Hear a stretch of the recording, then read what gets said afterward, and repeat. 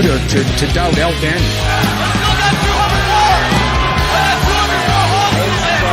This is Robbie Eagles. This is the loosest in Australian wrestling, Adam Brooks. Hi, this is Mimic. This is 5 times the world's heavyweight champion, the Scrap Daddy himself, Scrap Iron Adam Pierce. This is Brian Alvarez, and you are listening to Wrestle Radio Australia. Welcome to the show, folks. My name is Josh Armour, and thanks very much for downloading Wrestle Radio Australia. This is our first episode. Oh, yeah!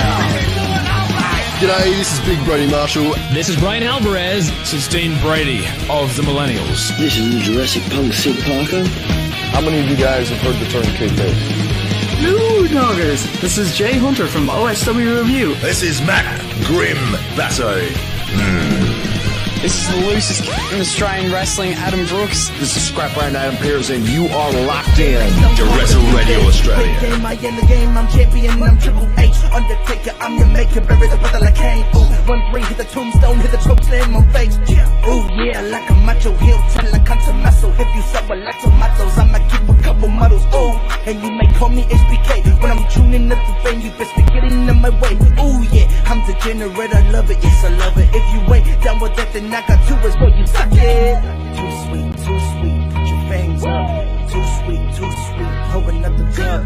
Let's be busy 23, got me feeling way too sweet. I was trying to make chicken salad out of chicken shit, and it was just awful. I've turned chicken salad into chicken shit. I will continue to do so. Here I was, blaming AEW for feeding you chicken shit, knowing you mindless millennials would be eating it up as if it were chicken salad, when it's really been your fault all along. Make chicken salad out of chicken shit. People is as people does, that's all there is to it. But a square peg in a round hole just never seems to fit. This is Bianca Belair. Hey, this is Kevin Owens. Hey, it's Seth freaking Rollins. It is the man, Becky Lynch. It's Rhea Ripley here, and you're listening to Wrestle Radio Australia.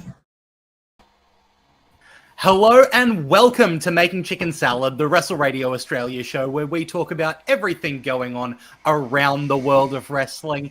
I am your host, Lachlan Albert, and as always, I am thrilled to be joined by a man you can see in 16-man tag team action. It's Todd Eastman. Todd, how you doing, mate? I'm good. Gee, the King of New Japan didn't last long, did it? It was a one-week shelf life. Ever again. And I'm also joined by someone who, if he's on a card, it's the 13th match on the card. It's Jeff Setti. Good to see you, Jeff. Yeah, I'm ready to take on Hulk Hogan because if the less we see of him, the better. Yeah, Todd, we're wiping that from the record books, mate. That's gone. That's gone. It's done. It's over. It's done. You don't want us to play the video again. We don't want to hear it anymore. It was a good couple of weeks. Yeah, that's right. It is always good to be here at twitch.tv/Wrestle Radio Australia on a Thursday night at 8 p.m. Australian Eastern Standard Time to talk about wrestling as we are wont to do. Tonight, we've got a whole bunch coming up from what's gone on over in the, well, I was going to say the US, but really the whole Northern Hemisphere with AEW putting on All In, preparing for All Out, Bash in Berlin coming up for WWE, and AEW announcing an Australian show, which there will be a lot to talk about, but not just that. We're also here to talk about Aussie wrestling, and our focus tonight is the RCW Riot City Rumble 2024.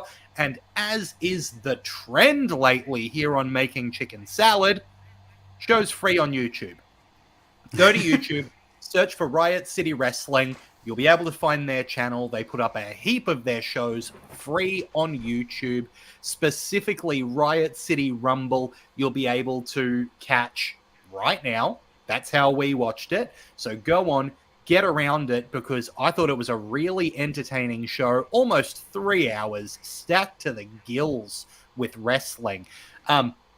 Super fun stuff. I think we might just crack into it with the opening match, the Lockup for Liberty, the third match in a sequence that has been building to the selection of general manager for Riot City Wrestling between Dr. Richard Gouda and Big Brody Marshall. This one had Down Under and Jet Armstrong, a rematch from the first match in this 3-match series. Down Under managing to take this one despite some interference from Gouda and Jimmy C. Jeff, what have you thought of this series back and forth to do with the general manager election?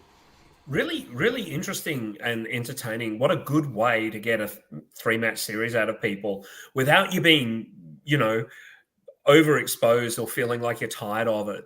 It's a really clever mechanism, this general managership.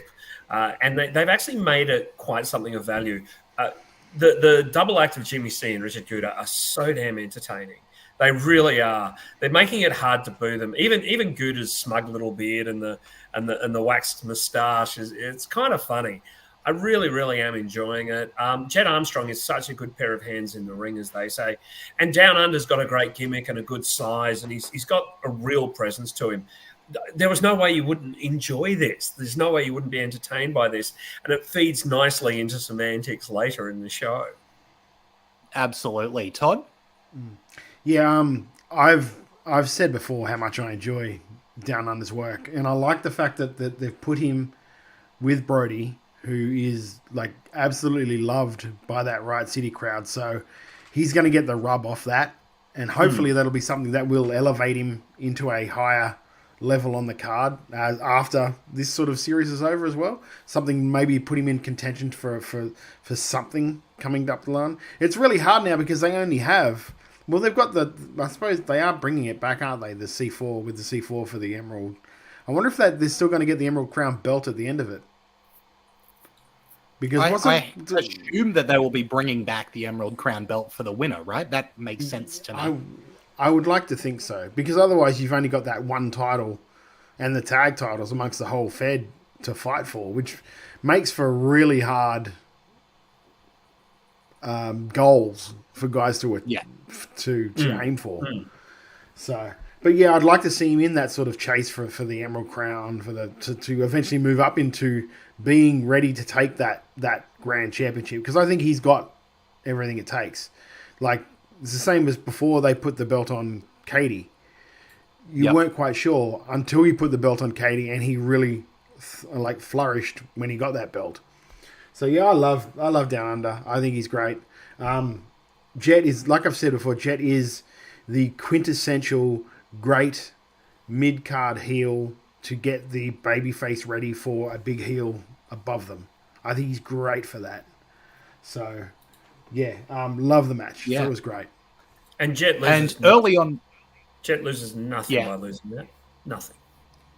Absolutely. Early on in the piece, I also think we should mention the commentary team of Sean Thomas and Angus Dacey, who Angus is just an all-timer in terms of commentary. And even here, he's referencing what's come before, this ongoing storyline, pulling out the stats, pulling out the numbers. And that has to be highlighted as something that just shows off how good the production of Riot City is. For something that's going free on YouTube, it looks $1 million. It's really, really impressive. So big thumbs up for the commentary team and for the Riot City production team as well, because they do make this show look excellent.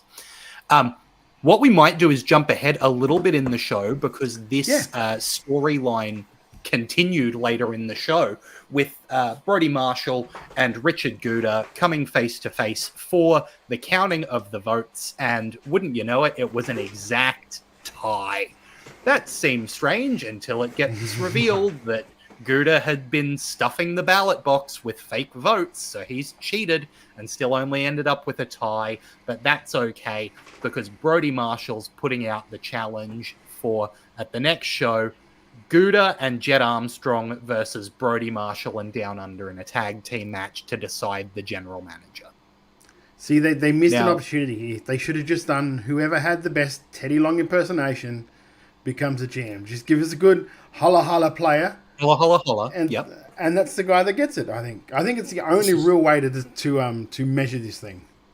This is just you guys are doing a Teddy cultural appropriation, and that joke was a long bow.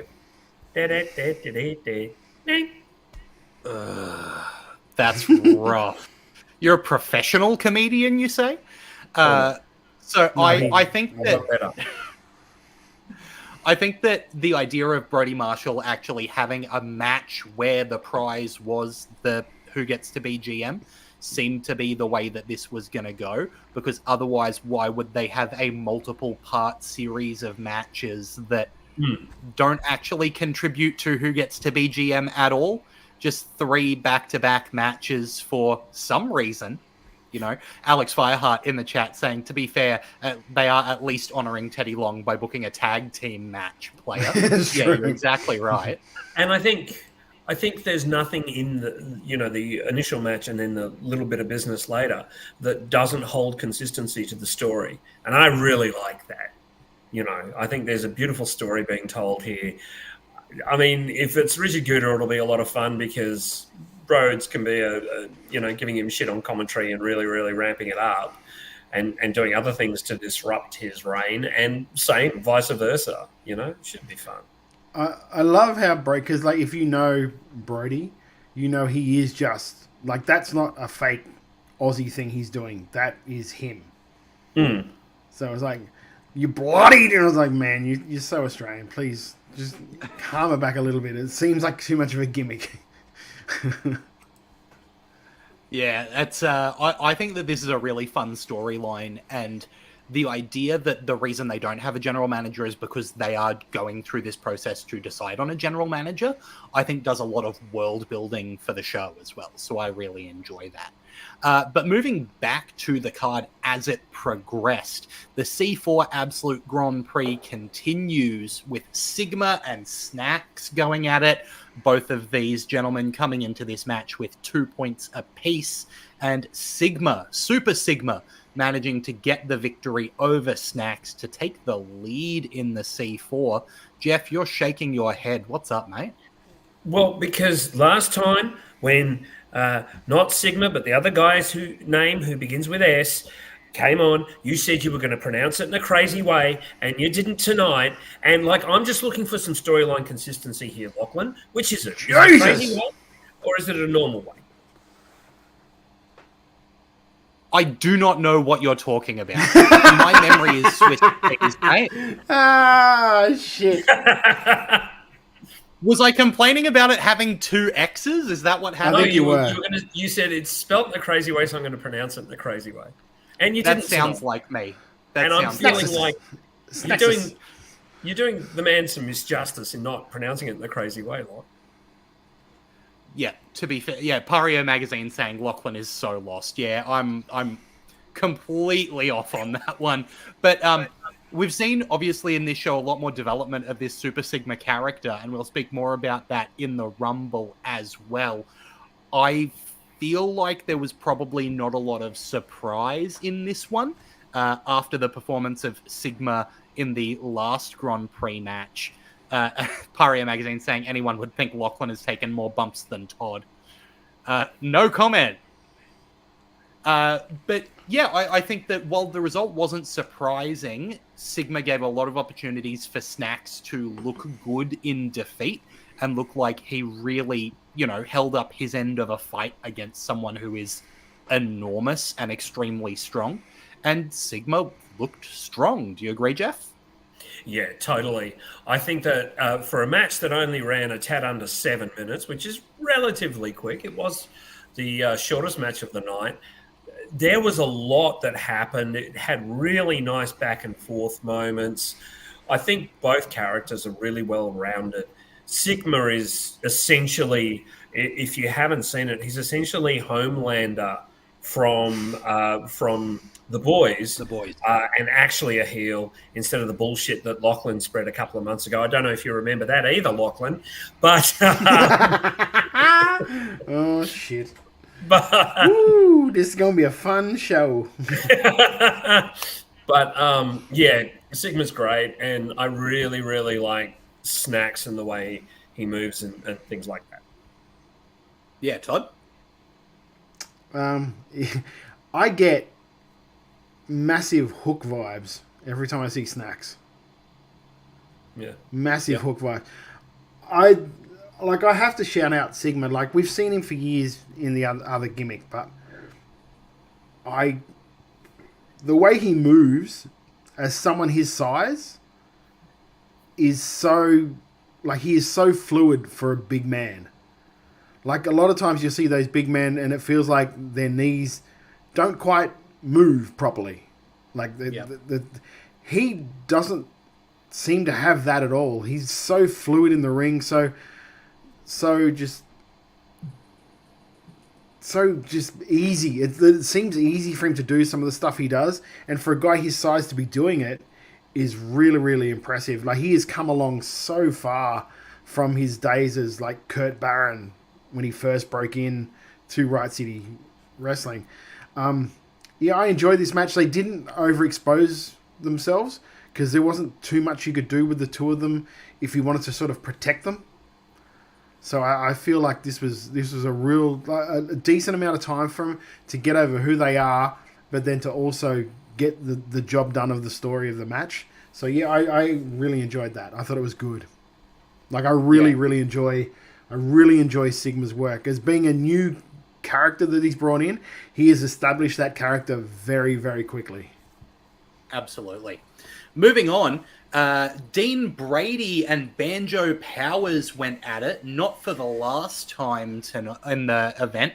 Dean Brady managing to come out on top. Obviously, Dean at this point in RCW has got a lot of momentum, having just come out on top against Delta in Delta's last match, being part of the old guard, which is dominating the high part of the card at the moment in these shows. And his performance is just excellent every time. I think that for someone who's been around for as long as he has, he is absolutely showing why, it's almost the Dean Brady moment right now in Riot City. Like, that it's showing how bright he is shining. Not to discredit Banjo Powers' performance in this match at all, but man, Dean looked like a star here. The pounce that he delivered in this match was something that I just paused and I went, that's how you do a pounce, Todd, what did you think of Dean and Banjo? The catch off the crossbody into the fireman's was for a guy, because Banjo's not a little dude. Like, to be able to catch that's a pretty decent effort. Look, this was possibly my favorite match on the card. I really, really enjoyed. These two have good chemistry, which is something you can't always guarantee is going to happen when you put two guys together. These two guys seem to have that thing where they click, and it's really good to know that they, like the booking team or whatever it is in Riot City, have realized that, and they're going to go a little bit more with it because they work. They really work together as a matchup. Yeah, like I said, Dean catching that crossbody into the fireman's, the whole, like, he's incorporating like Delta's moves into his moveset now, because why wouldn't you rub it in? F5 as the finisher, and why wouldn't you rub it in a little bit more? Yeah, I'm a massive fan of Dean's. I always have been, so I can't really say. And Banjo, I'll be honest, when Banjo first sort of like broke in with Party Powers and all that, wasn't a massive fan. Something about the name, it didn't click for me. It's like, this is someone who's going to be someone. Like, I don't see. You remember when they talk about the marquee test? Could you see this name on a marquee? Yeah. Like, Banjo Powers, I couldn't see on a marquee in a main event. But now, like, having watched him over an extended period of time, the worker himself, I can see doing that. So they've done really well. Again, the Riot City Academy bringing up their what do you think of #hard? Yeah, I don't know about that. I'm not too sure about that. I'm like, honestly, but then I haven't seen when he got the title shot with Chris, so I'm not sure if that's something that's come through there, and that's why I missed a promo or something. So I don't know why it's come out or why it's there, but it's something. I mean, the crowd are going to cheer it, or the crowd are chanting it. So, yeah. But like I said, this was pretty much my favorite match on the card because it didn't have 1,000 different things happening in it like the title match had in it. Title match had, and we'll talk about it soon, but title match had like this, that, and the other all flying through it.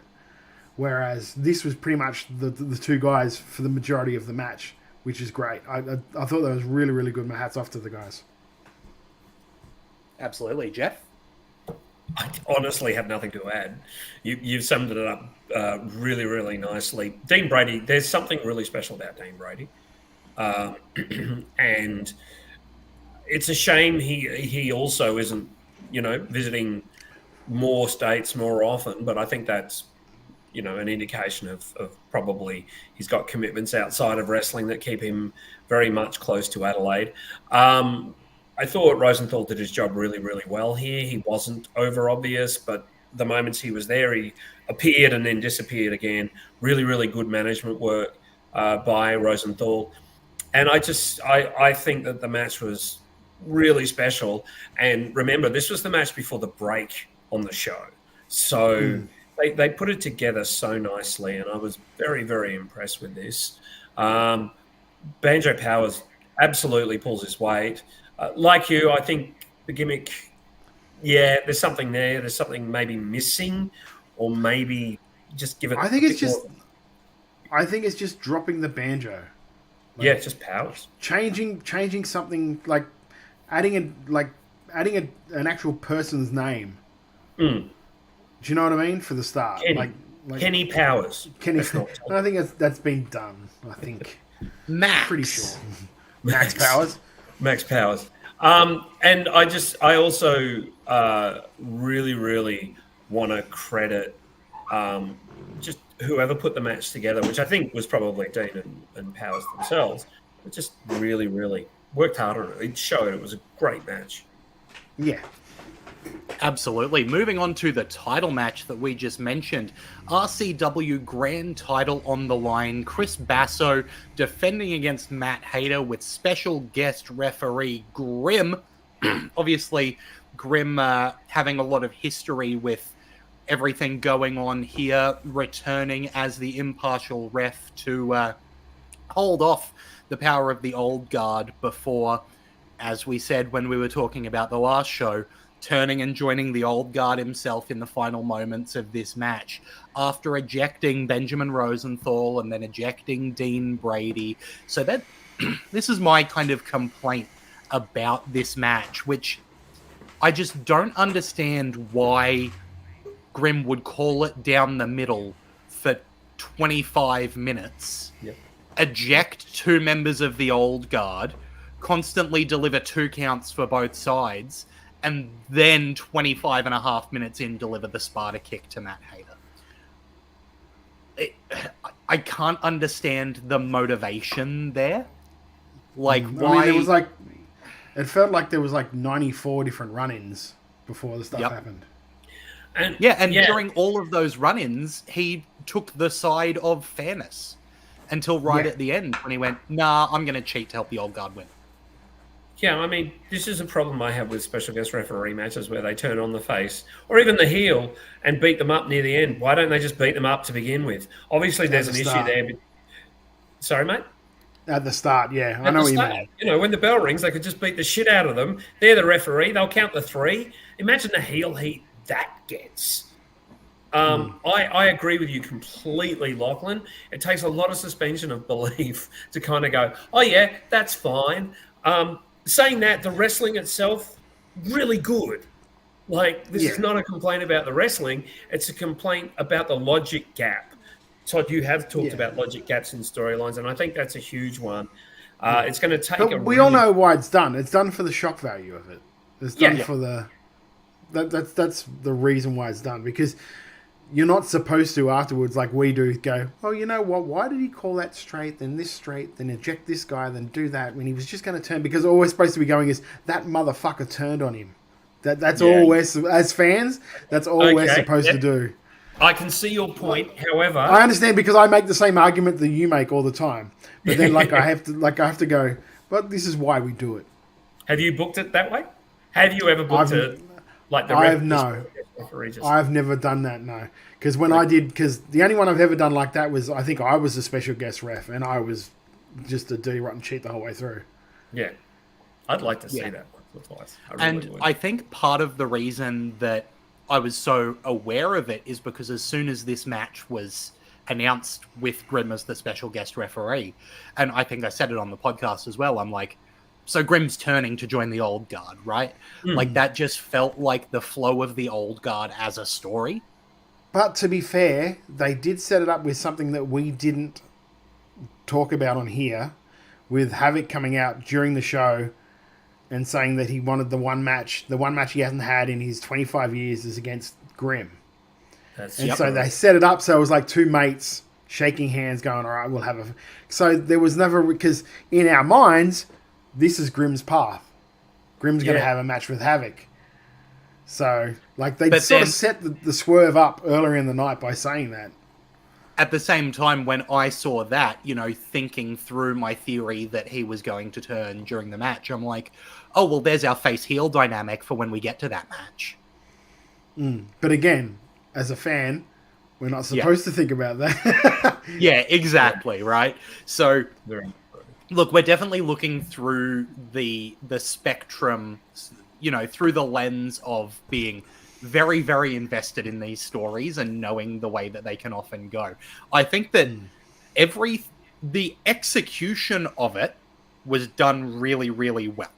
It was right. Nice. Like the delivery of the move was perfectly timed. All of the referee things that Grimm had to do, because, you know, refereeing is a job that I think sometimes goes underappreciated, of being not in focus when you shouldn't be and being clear what you're doing when you need to be.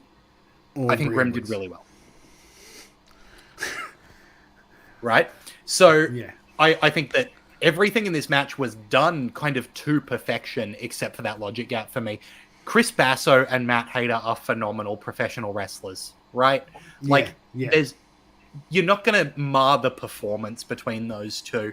And the fact that they went for the storytelling beat of having Chris fake apologize to Matt in an almost identical way to how Dean did the spot with Delta the show beforehand.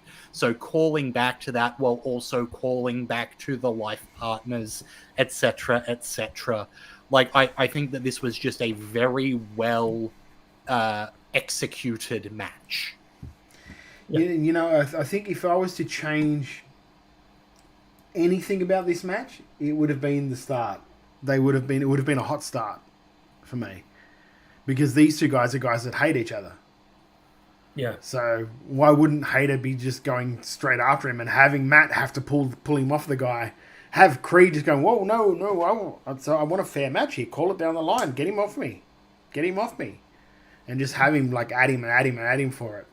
That was the only thing I would have changed. But aside from that, like, how can you really criticize guys like Chris Basso and Matt Hayter, who Creed's been doing this for absolute donkey's years. Matt's got a wealth of experience and knows how to pace a match really, really well. And that's what this match was paced really, really well. Like, you could tell they were hitting that. I always talk about levels. Like, sometimes some matches just feel like it's all one level that never changes. These guys are the reason why I talk about levels, because they know how to change those levels. They preach that. They teach that. It's all about, like, changing, like, pulling it up again, then bringing it back down, then bringing the crowd up, then bringing them back down. And that's what these two do so very well. Even though they knew that they weren't although they were the title match, they weren't the absolute be-all, end-all of this card. So they delivered exactly what they had to. They did it in, I think it was like 26 minutes. Really, really good match. Yeah, I agree. I think it was paced perfectly. And so, you know, Todd talks about levels. It reached peaks at the right moment and backed off a little bit, and then reached peaks again and backed off until that really nice ending. I did like the ending. I like the match, but there is that one thing that will stick with me. And I'm glad you pointed it out, Lachlan, because, you know, I felt the same way, mate. Absolutely. All right, are we ready for my Excalibur impersonation? The main event of the evening, the Riot City Rumble. This match featured Aaron Onley, Amber, B.O.B., Banjo Powers, Katie Trey, Clydesdale, Corvidae, Dean Brady, Down Under, Haley Hendricks, Hugh Beauty, Izzy Shaw, James Cray, friend of the show, Jed Armstrong, Kaitoa, Marco Mercer, Mickey Fortune, Mr. Cliff, Nick Armstrong, Red Shaw, Red Smash 2, Ricardo, Savannah Summers, Scorch, Sigma Snacks, Vinny, and Violet Blitz. And a partridge in a pear tree. Mickey Fortune coming out on top of this one, which I was thrilled to see. I love Mickey Fortune's work, and having the Kings of Ruin come out to celebrate with her after the match was just wonderful. There was a lot to like in this match.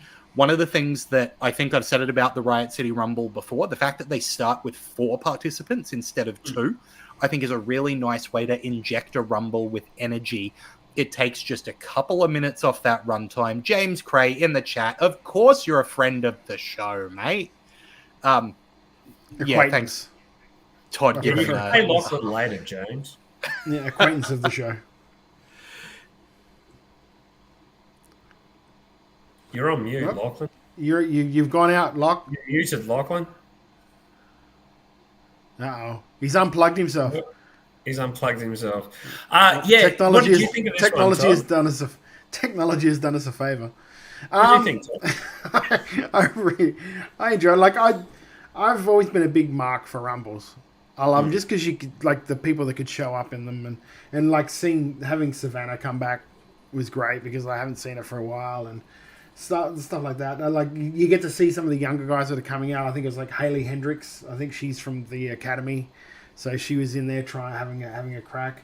I haven't seen Ricardo that much, which is good as well. They had that ongoing thing of they were still weaving through, like, Down Under and Jet all the way through the show, all the way through this sort of match, which was good. Also with the C4 tournament, they weaved in, like, Snacks and Vincent and Sigma. Yeah. And, like, they did a really good job. The one good thing I know, because I know I've been involved in, like, booking Riot City Rumbles. Is that they have, I don't know if they did this time, but I would assume they did. They usually have 3 or 4 people agenting these things. So somebody does one section of the match, somebody does another section, and they sort of, like, all combine their stuff together. So it was all, that's why it's all like a fluid thing. And there's an ongoing theme all the way through the show, all the way through that match. The ongoing thing was, of course, Jet Down Under until the sort of end of it. Which made able other people to come in and have their spots, like Katie having his spot with Amber. With Amber, thank you. Setting up their casket match, which is going to happen, like, coming up as well. So all of this stuff is just, it's so good because they're not just going, here's a Rumble match. They're going, here's a Rumble match which spurns off this. This is where we're all going from here. So it's like watching a really big, long preview for the next season of Riot City, if that makes sense. Yeah. To mention a couple of those storylines that you touched on there, for anyone who hasn't seen the show, which, by the way, again, free on YouTube, go to YouTube, search for Riot City Wrestling, Riot City Rumble 2024. It's there. The Katie Trey storyline you mentioned, Katie came out with helmet and body armor and 2 hired security guards doing the classic JBL moment of wearing the cowboy hat on top of the helmet, and used the hired security to help gain an elimination before Amber's entrance, where the hired security, Amber rode to the ring on a coffin, and the hired security used a net to drag her out back through the entrance before Amber actually emerged from the coffin immediately after that. Ooh, spooky teleportation. And fought back and forth with Katie, eliminating Katie and then eliminating herself to continue brawling with Katie. The other ongoing storyline you mentioned there was with Down Under, and specifically with Armstrong, where Jet Armstrong was eliminated really early on, and then after that, Jimmy C was one of the entrants of the Rumble, but they came out and Jimmy C was in Jet's gear, and Jet was wearing Jimmy C's clothes, and then I Jet don't think there wearing was- Jimmy C came in. I don't think there was very much oil left backstage after Jimmy C made his entrance. No, Because that boy was glistening. He were wet. If he'd have got in the ring, there was a good chance he would have won it because no one could have grabbed him hard enough to bloody throw him out of the ring. So he got in, and Jet got in as Jimmy C and was eliminated by Down Under. And then later in the match, Dr. Richard Gouda had his music play, but Gouda was wearing Jet's gear, and Jet was dressed as Gouda with the fake mustache and the beard, and he managed to eliminate Down Under then. So that was that thread going through the match, which was a lot of fun. Another notable moment was the final entrant, Mr. Cliff, who got a full Goldberg entrance for his 0-32 record, made his way into the ring and was eliminated in 1 second to bring his record to 0-33 in Riot City. Great. Do you know what I like about that too? Is that through the Rumble, the commentators had set up what the quickest Rumble entrance was. Mm. So they'd had it was fresh in your mind that, okay, 3 seconds is the record. So when they got him out for the 1 second, they're like, there's your new record, guys. Yeah, really cleverly done in a lot of those spots. I thought Rumbles can be difficult because you've got, in this case, 45 minutes or so of keeping the crowd's attention. And like you were saying, Todd, the fact that there were constant moments and there was storylines through the whole event that kept interest, while at any given point there was something interesting going on. I think 60-second entrance is really good for that, rather than the 90 seconds or the 2 minutes. It keeps things fresh. It keeps things moving. Obviously, it's a wrestling 60 seconds because that Amber entrance, I didn't have my timer out, but I think that was at least 61 or 62. Jeff, what did you think of the Rumble, mate? Well, you just talked about pretty much everything I was going to say. All the comedy hurts, in the Rumble. doesn't it? Hurts, doesn't it? That's what I was going to Hurts, doesn't it? You remember? Fun, isn't it? Comedian guy? Anyway. That's Fun when beside- someone talks about everything before you get a chance, isn't it? Yeah. Well, you could have gone to me. He just butted in. I don't remember ever doing that to anyone. Anyway, I'll continue. Look, I thought this was a terrific Rumble. I like the presence of surprise in the Rumble, like Red Smash 2, and the commentators referencing Red Smash 1, even though he was in there for a relatively short space of time. The lovely bit of work between, who was it here? Sigma and, I think it was Actually, I will Clydesdale. say, if you want a little bit of trivia, the original Red Smash was Luke Santamaria and Chris Basso. Oh, there you go. Switching in and out. The business between Sigma and Clydesdale was lovely. And it was really, really nice to hear that pop for the champ as well. He got a huge pop. And it's so good to see both the Armstrongs with really good character work as well. I thought this was a terrific Rumble. I completely enjoyed it. I think that Australia is producing such good Rumbles at the moment. The focus on Dean Brady kind of indicated subtly that he probably wasn't going to win, but I was so happy when they went with Mickey. I think she's a great choice and a really nice person. Yeah, there's no real mystery about us really loving Mickey Fortune on this show. Big fan there. So I'm really excited to see what that match ends up looking like as well.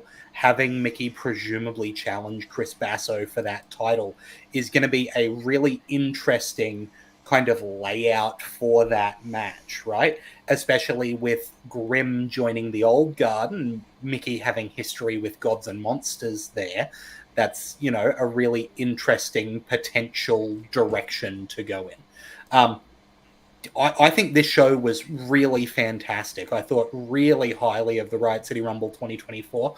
I know that every time we talk about Riot City, we come out impressed. So if you're not watching it, I think that's a little bit crazy, especially because it's free on YouTube. Go to YouTube, search for RCW, search for Riot City Wrestling, search for Riot City Rumble 2024. You'll be able to find it. If you're listening to the podcast, head into the description right now. You can just get a link.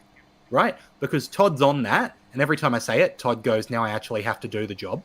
Right? So just I've remembered the last couple of times. You've done well. You've done well. Link in the description if you want to jump straight to it. Or else, go to YouTube, search for Riot City Wrestling, look at all of the free events that they've got there, and check them out, because it's such good quality. And if you are in Adelaide, there's no shortage of Riot City Wrestling coming up either. August 31st, this Saturday, Brawl in Mount Gambier. That's the Riot City Wrestling show. Then, on September 14th, they've got Mean Street Mayhem Strength, the party that never ends. Then Power Trip is on October 5th. Then on October 19th, Rumble Under the Red Roof 2. So there is so much Riot City Wrestling coming up. If you are in Adelaide, I feel like... Also, if you're in Adelaide this weekend... Rampage has their show. I'm just quickly getting it up what it is. So just keep talking and I'll interrupt you again later. Fantastic. And we've spoken about Wrestle Rampage recently as well, right? So there's a lot of really exciting news going up. We will mention, if you're following the Riot City Wrestling social media, they have made an announcement that co-general managers Marshall and Gouda will work together at Power Trip. The permanent general manager being decided at Battle for Supremacy on December 14th. So until that point, there is a temporary collaboration between Marshall and Gouda, which is a really... Geez, I like that. That's a really wonderful idea because... You know, oftentimes in wrestling companies, you see two general managers that kind of align well with each other. But these guys are completely disparate in a lot of ideologies. So I like that. I think that's going to make for some fun shows. It's Conquest 3 is on this weekend, August 31st at Cosgrove Hall. It's a 8-wrestler tournament, one-night tournament. You've got Edward Dusk, Jimmy Townsend, Tuckman, Pat...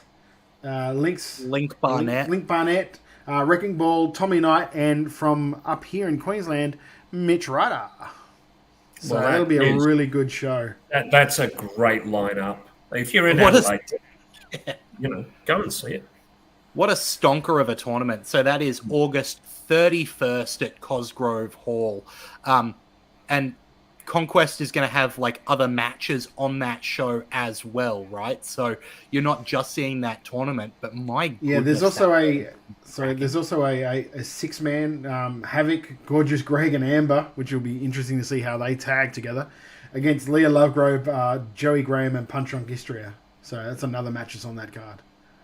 Yeah, that's and really also worth noting, something that I really liked that they did with Conquest was they progressively announced entrants for Conquest, but they actually had Rocky Monero reject his invitation to Conquest as part of that build. So Rocky Monero received an invitation but rejected it. So surely there's going to be more with Rocky's presence there in Riot City. In Wrestle Rampage. So, man, the quality of wrestling in Adelaide at the moment, just unbelievably high quality. There's always so much good stuff coming up in Australian wrestling. We'll also mention, like, hey, if you're not coming to PAX, by the way, you guys should come to PAX. I'm going to be at PAX. But if you're not going to PAX, PWA's biggest 2-night show of the year, Coliseum, is going to be on that weekend. We know that one of the first round matches of the Coliseum tournament is going to be Chevs versus Jessica Troy. And Jessica Troy is putting her PWA title on the line for every match of that Coliseum tournament. So that's the night one main event. I hate to digress for a second, but there is a beautiful, and I mean just a heartwarming, beautiful promo from Chevs and Jess together getting tattooed which is kind of about the match, but kind of not. And it's really heartwarming to see them because they are genuinely best friends. So this match is going to be something. I'm just, and if you are going to PAX, I'm going to be at PAX so you can see me take the piss out of Lachlan in person. Hooray! Also worth noting with the Coliseum tournament, we've now got 4 entrants. Of course, Chevs and Jessica Troy, as I mentioned. And the 3rd entrant was Big Fudge, announced at the last show. We've since heard the 4th entrant, and the first interstate entrant is Lena Cross, which means that out of the first 4 announced contestants, 3 of them are women, which is absolutely phenomenal. And 3 of the best women's wrestlers in the country between Chevs, Jess, and Lena, and then the ongoing story with Big Fudge. It's just fantastic. We've also officially heard, says Pario Magazine, James Graham versus Ricky South for night 1. So, that's shaping up to be an incredible show. Is it a tag or is it a? Because there was rumors it was going to be a tag. That's what it looked like in the promos, anyway. Which one? But maybe I'm wrong. James Graham and Ricky South. Sorry. I think it's just a one-on-one. Which is interesting. Yeah. I think it's just either way, exciting stuff. Look, there's so much good wrestling coming around Australia, and to talk about what's coming up in Melbourne, I think we've got to mention, before we get to anything else, MCW Vendetta, because this is coming up on Saturday the 7th of September and has maybe the best Australian wrestling card I've ever seen in my life. It's got an MCW Inter-Commonwealth Championship match, a fatal 4-way with Robbie Thorpe defending that title against Lucky O'Leary and the Tuckman and Jarvis. Here we go. Pario says promo today suggested tag with Bonza as James's partner. That's what I figured. Yeah, which seems likely considering, correct me if I'm wrong, James Graham, a footy guy, not a wrestle guy? Rugby league guy, yeah. Yeah. So Lucky O'Leary, Robbie Thorpe, the Tuckman, and Jarvis for the Inter-Commonwealth Championship. That one had a really interesting promo with Jarvis getting added as Slex was really high on Lucky O'Leary as the new member of Icons. No, you mean... Robbie Thorpe as the newest member of Icons. And Jarvis not getting as much respect, so getting himself added to that match and agreeing that, yep, Robbie stays champ. After that, we've got Ryan Rapid versus Mitch Waterman. We've got a tag team match with the Natural Classics versus Carlo Cannon and Emin Osman. You've got Ricky South versus Edward Dusk. You've got the Icons versus the Parea for the MCW Tag Team Championship. By the way, I saw the Parea live again on Saturday night. What a bloody team. They are just phenomenal. There's an MCW Women's Championship match with Erica Reed defending against Kingsley. And the MCW World Heavyweight Championship will have Slex defending against Caveman Ugg and Tommy Knight, with the announcement just made that will be contested under Icons rules. So what more could you want in a card? Tickets for that.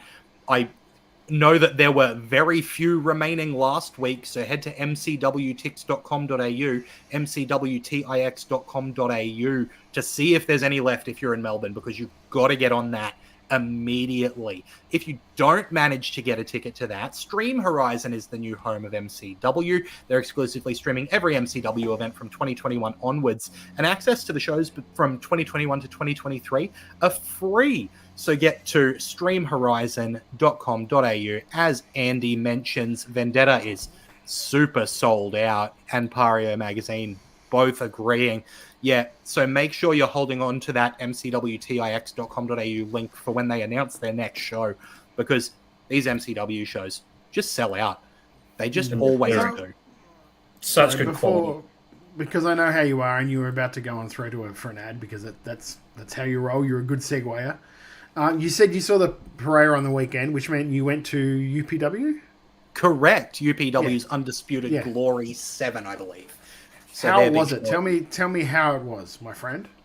All right. I'm going to be a bit critical here. One of the things that I've noticed with being critical up the front, so then I can get to all the good stuff that I've got to say. So a smack before the sugar is what you're saying? That's exactly right.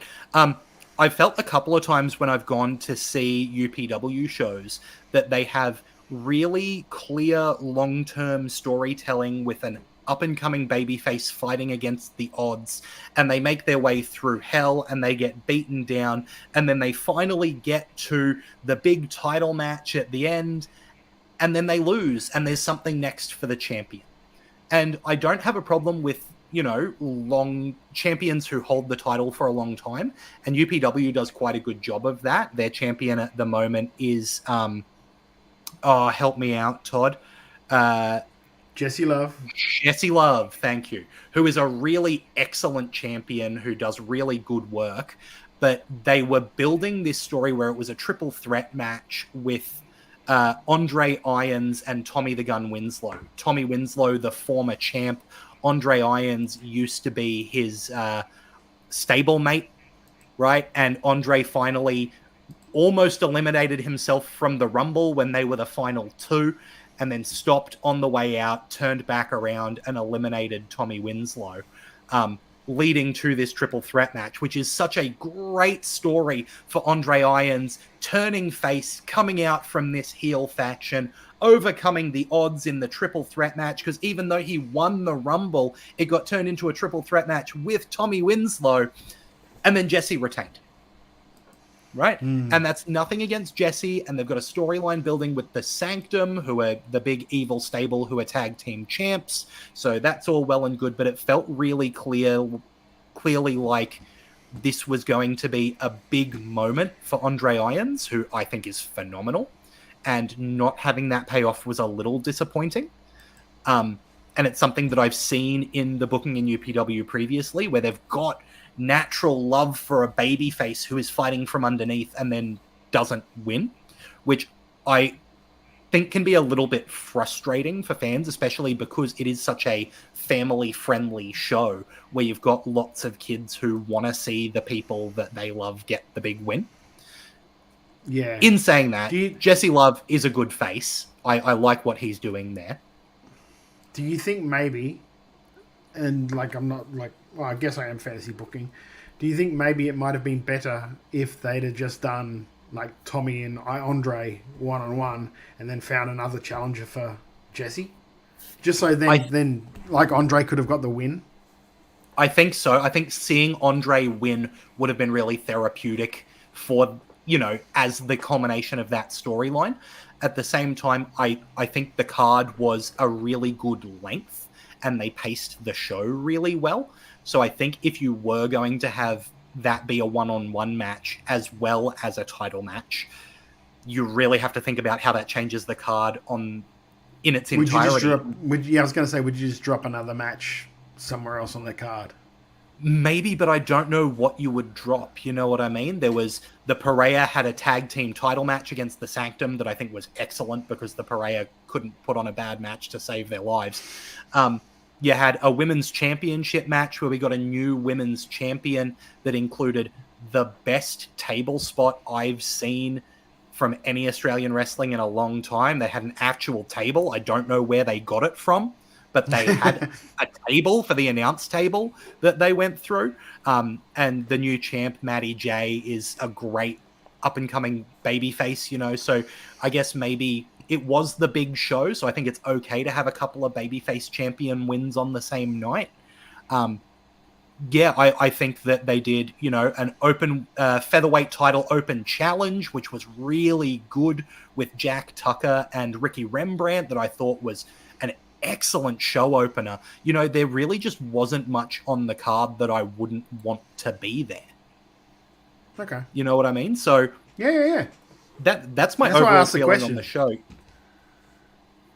Because I know we don't really it's definitely a more family-friendly promotion. Yeah. Yeah, it's definitely the kind of promotion that feels more focused on being family-friendly, and that can sometimes... it's a good because there's a market for it, so... Oh, yeah, absolutely. So I had a blast at that. But we should also talk about a couple of other shows that are coming up in Australia, including Renegades of Wrestling Fever Pitch, which is on Sunday, September 29th. We talked about Renegades of Wrestling last week with their fantastic last show, We Choose Violence. Again, free on YouTube. Go watch it. So Fever Pitch on September 29th is not to be missed if you are in Melbourne. Because that'll But have basically, Emin and Famous B, and also Katie versus Aisha. Yes. Yeah. Yes. That is both that of is their what respective the card is titles so far, and I imagine. Oh, and Mitch Waterman versus Jarvis as well. Yes. Yes. That'll be a corker there. And basically, wherever you are in Australia, something that's probably coming to you is World Series Wrestling's 20th anniversary. They have announced their first talent, which is Raj Desi, formerly WWE's Jinder Mahal. It's a big name. We know that World Series Wrestling often puts together these really stacked cards with a lot of international talent on them. Isn't he like the AAA tag champion too now? At the moment? Correct. Yeah, so he, and as happened last time, as soon as he was on the indies, he became incredibly muscular and worked his ass off. And we're already seeing that. He's, showing what the WWE style looks like in the indies, which the last time that someone really did that, I think, was Matt Cardona, right? And Alex Firehart saying, I mean, if it's the 20th anniversary, we've clearly got to get Jarrett over, right? Maybe. We'll see. There's a lot of great history with World Series Wrestling. Andy says, I like WSW more when it was the hot indie guys before they became stars. Seeing former WWE guys post-release isn't that exciting to me. It's the those problem, are names. Andy. The problem, Andy, is that there aren't any more hot indie guys before they become stars because they all just get signed by Tony at the moment. That's very true. It's really hard to... the way it looks... Okay, so I have no information about this. It looks really hard to sign AEW guys for tours because you don't know at the last minute if Tony decides he wants them on Rampage. So they're gone. So that's really hard to do when you want to sign someone. Like technically they could go, yeah, we want to get Ricochet. But if Tony decides, hang on, I want Ricochet in an 8-man on Rampage or on Collision next Saturday, so I'm sorry, mate, you can't go on that Australian tour. Then it's I think it's more likely now, or you'd be more likely to get TNA guys tour than you would, or even NXT guys, because the way Trips' approach seems to be is if it's worthwhile, go and do it. Yeah, it is, but like the TNA, the NXT guys, you won't get the NXT guys you want. No, you won't. You won't. But you might get a Charlie Dempsey, for example. If you want to talk about like hot indie talent, the last tour had Hammerstone on it, right? Which is like, I know that he appeared in TNA, but he's with TNA now, I think. He's with TNA now. He's signed with them. But as far as like, where's that line where I think a lot of the best indie people are with TNA, right? Like, where's that line now between indie and signed to one of those promotions? Like, I understand what you're saying, but I think that I haven't seen a World Series Wrestling show where I haven't been really impressed by the pool of talent that they've got. Tobias Kittle in the chat saying, I just wish we saw the big boy on World Series Wrestling. Would have been a great addition, I think. I think he was on commentary one year, and it was the other guy just outshot him. But also, he doesn't... I've heard rumors that he doesn't look at his phone. Right. Yeah, so like, if you don't look at your phone, sometimes you miss out on a chance. Yeah, anyway, that would be really disappointing. Look, I do hope that everyone looks at their phone when they get notifications that Wrestle Radio Australia is going live at 8 p.m. on Thursday nights for Making Chicken Salad. You can get those notifications by following us right here at twitch.tv/Wrestle Radio Australia. We've got news from around the world of wrestling. We've got news. We got thing news. Thing news, everybody. I put so much energy into the transition that I didn't really think about what I had to say. We've got thing news. And I love the way you just kept going, like you thought we weren't going to pick up on it. Yeah, I was 100% going to get him straight away. I need to do a podcast without you two. All right, we are going to talk about what's going on around the world of wrestling right after this. Being a heavyweight, like actually weighing in at above whatever the weight limit is, that's not heavyweight wrestling, just being big.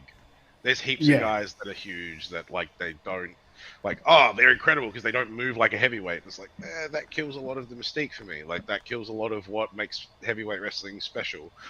If you watch like Vader, if you watch Stan Hansen, if you watch Terry Gordy, Steve Williams, all those guys, they don't go out of their way to do something that they shouldn't be. Mm-hmm. Like, or when they do, it's a big special moment. It's not something they do all the time because that kills what they are. And it's like, it's just not a shot at anybody. It's just like nobody does that. That's because nobody gets it. Nobody understands that. Nobody that I know has taken the time to watch those guys and study what they did and why they did it, and then break down each and every match that they've had, or at least like even just breaking down their big famous matches. I've been lucky enough that I had Istria sit with me for like 2 years and be like, okay, well, you're going to learn to do this and break this down because that's what's going to make you special and that's what's going to make you unique.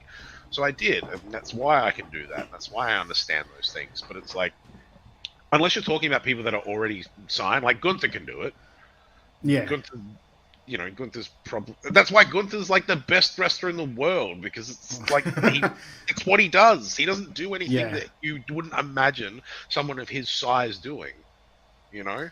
Do you think it's more now that like the bigger guys want to do those moves maybe for the gifts and that gets more of notice than doing the style that even though is fucking great. Like, I'm a massive fan of your style. If you've ever heard me review any of your matches, I love the way you work because it's real. It feels real to me when I see you in there. Look, that's like, I'm sure that's part of it. I can't speak on any individuals, but it's also like, sometimes it's not going to work for everyone, and I understand that because not everybody wants to do it. Like, I love that. I loved watching it, so that's why I do it. Whereas, like, when I first started, that's not what I wanted to do. I was like, when I first started wrestling, my biggest influence was Rey Mysterio, and I was like, yeah, I'm going to do high flying stuff. That's cool. Until I had like Bronson Reed and Istria sit me down and be like, look, that ain't going to happen, my friend. Yeah. So. Oh, jeez, you came back early. Hang on, we'll go away again. See ya. Adrian Manera here from World Series Wrestling. We are back with our Legacy Tour. We're invading Melbourne, Brisbane, Adelaide, and the tour concludes in Sydney. Tickets go on sale Wednesday, the 11th of September at 9 a.m. Get in early. These events will sell out. Don't miss this opportunity to celebrate 20 years of World Series Wrestling. A little bit, just thought you Boys, how are we doing? Let's see, how are we? What's that? I got a gift. Oh, do you? A gift for the gift. Oh, you shouldn't have. Brooksy, you shouldn't have. Hey. Jarvis, hey, how you doing? Yeah. Sorry, Rock, to be here to see you open it. Oh, that's okay. I'll send a message. Oh, this is what I think it is. You know what it is. Oh, baby! Look at that. Icons, baby! Yeah. What size is this? This is a medium. Oh, I'm shredded, you know. Yeah. A good program. It's like, see, I mean, surely you've got other gifts for me, right? Like, surely it's not just the one. You're not a champion. Tom will come. Let me give Rocky a call real quick. Yeah, you do that. Yeah, I'll give you back. Woohoo! Wow! This is look good, doesn't it? Do I get the music as well? Mate, music? You're gonna get everything. But more importantly, are you ready for this triple threat match? I am ready. Yeah? You're ready for the Tuck Man? You're ready for Lucky? I am ready for those both. So I'm just on the phone to Rocky right now, and I thought with the GM powers that I've got, I can be inserted into your match. And Rocky says it's all fine. I mean, he's on the phone right now, so he thinks it's a great idea. Give me. Oh, no problem. Rocky. Yep. Okay. Rocky's the boss, dude. All right. It was a triple threat match for the Unicom World Championship. Okay. Jarvis, you're in the match. Yeah. It's now a fatal four-way. Hey, remember. Yeah. Robbie's the champ. He stays the champ. Robbie's the champ. He stays the champ. Trying to get my name on this T-shirt now, Brooksy. One step at a time, honey. One step at a time. Settle down. Hey, icons. Icons.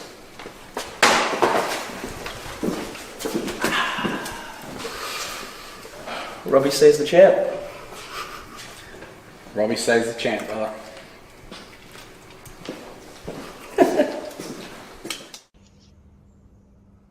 Well, it seems I touched a nerve, Ricky, when I called you a goon for the icons. But there's no need to get so emotional or give reintroductions. I know all too well who you are. That you are undoubtedly one of the best professional wrestlers in this country. But to be the best, you have to hold the championship that is unfortunately around the waist of Slex. Now you could take it, prove everything that you claim to be true, but instead you choose to prove me right and be his little errand boy. Let me pose this to you. Do you think the icons brought you on for all the reasons that you believe, or perhaps with all the enemies that they have in MCW, they just poured honey in your ear till you would go after the person that they're too afraid to themselves? Food for thought. Let's cut to the chase. You said that you're coming for me, which is music to my ears because I was worried that you might play hard to get.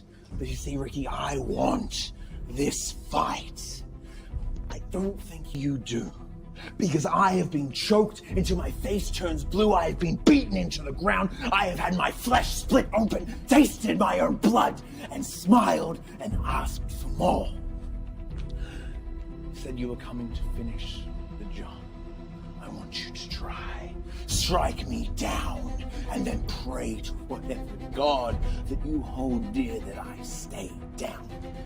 Because when I get back up, I will show you why I am the most dangerous thing in all of MCW, because you are right, I am the biggest threat to Slex's title reign, but to you, I am something much, much worse. I'm your opponent at Vendetta. I am the fate that you chose. Ask the MCW faithful what I have done to people for fun. And then think, what will I do to someone who's pissed me off?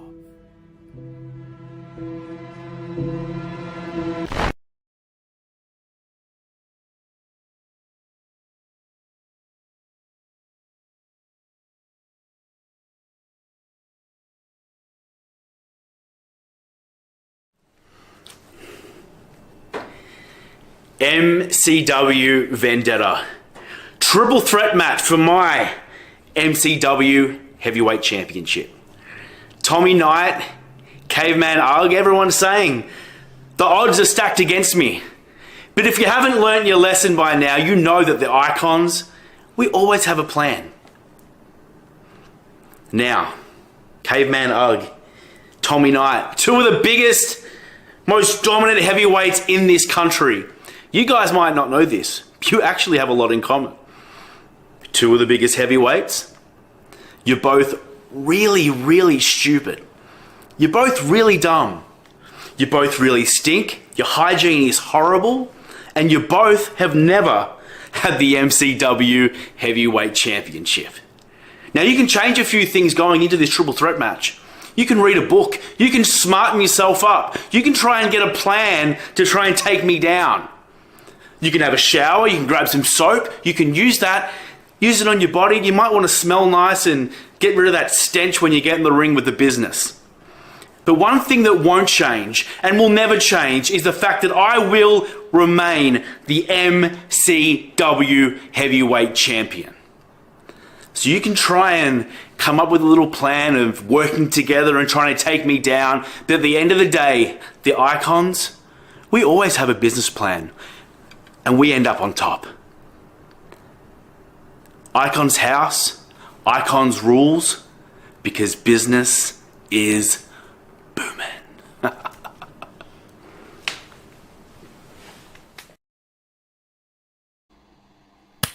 Welcome back to Making Chicken Salad, the Wrestle Radio Australia, where we talk about everything going on around. No, the hang on, world. hang on.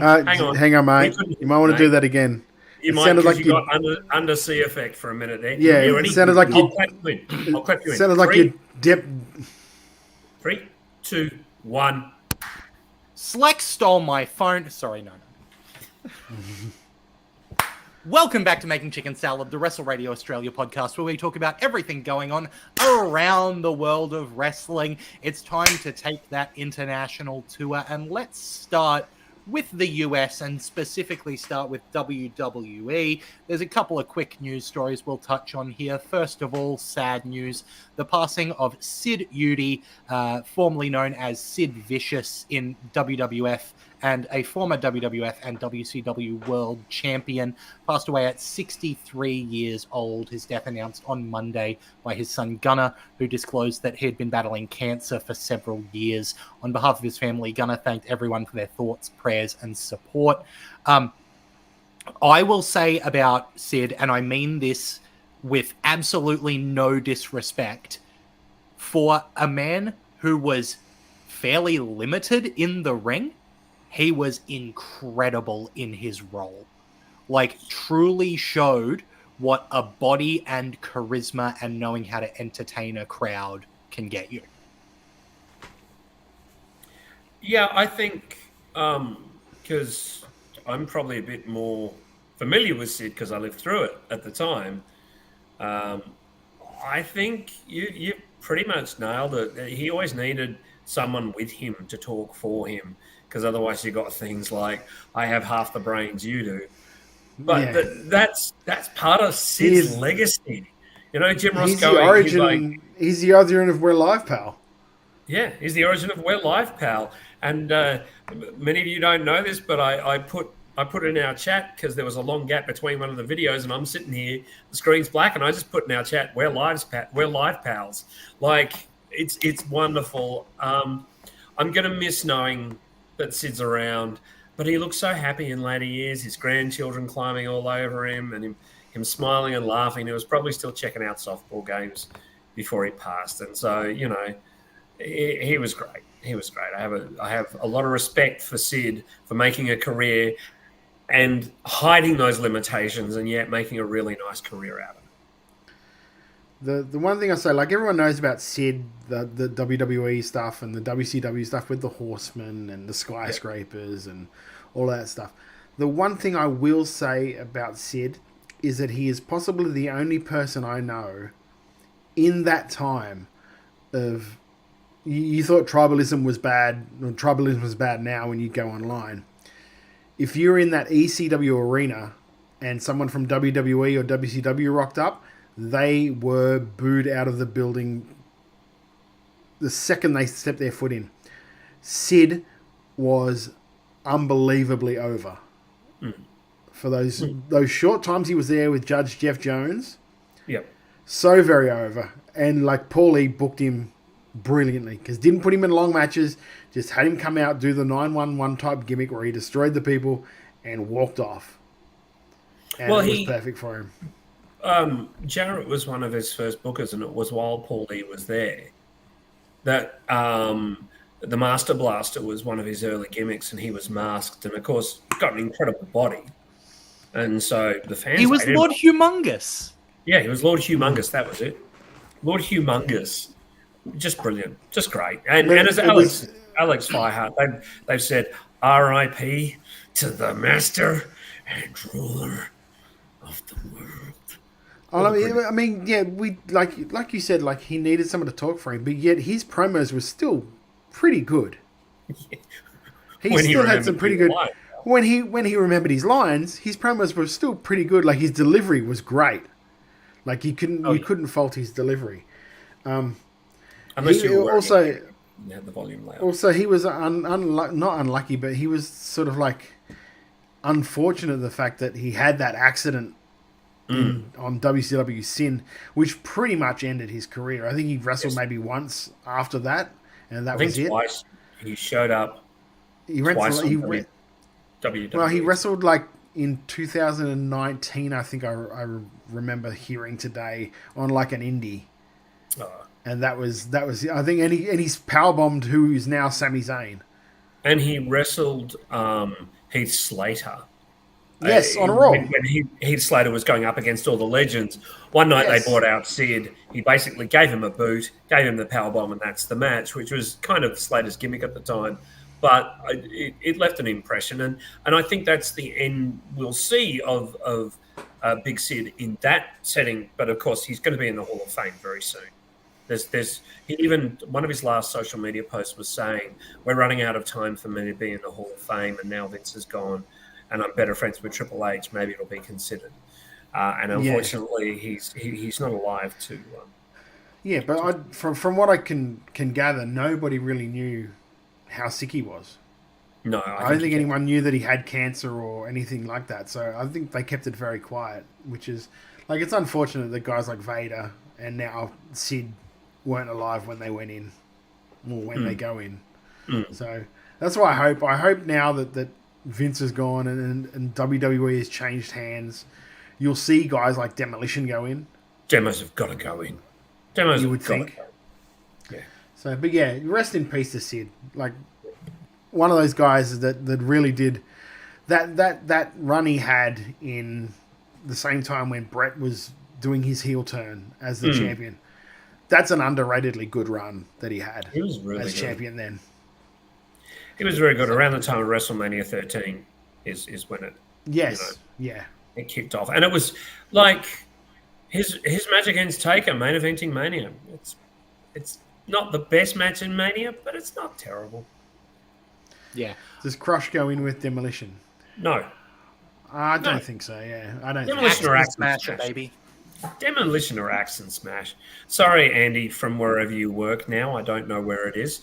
But, he goes in. Axe and Smash go in by themselves. I don't know if Crush would ever go in unless they put in his biker group. See, if you're going to put Crush in, then you have to put in Johnny Valiant and Mr. Fuji.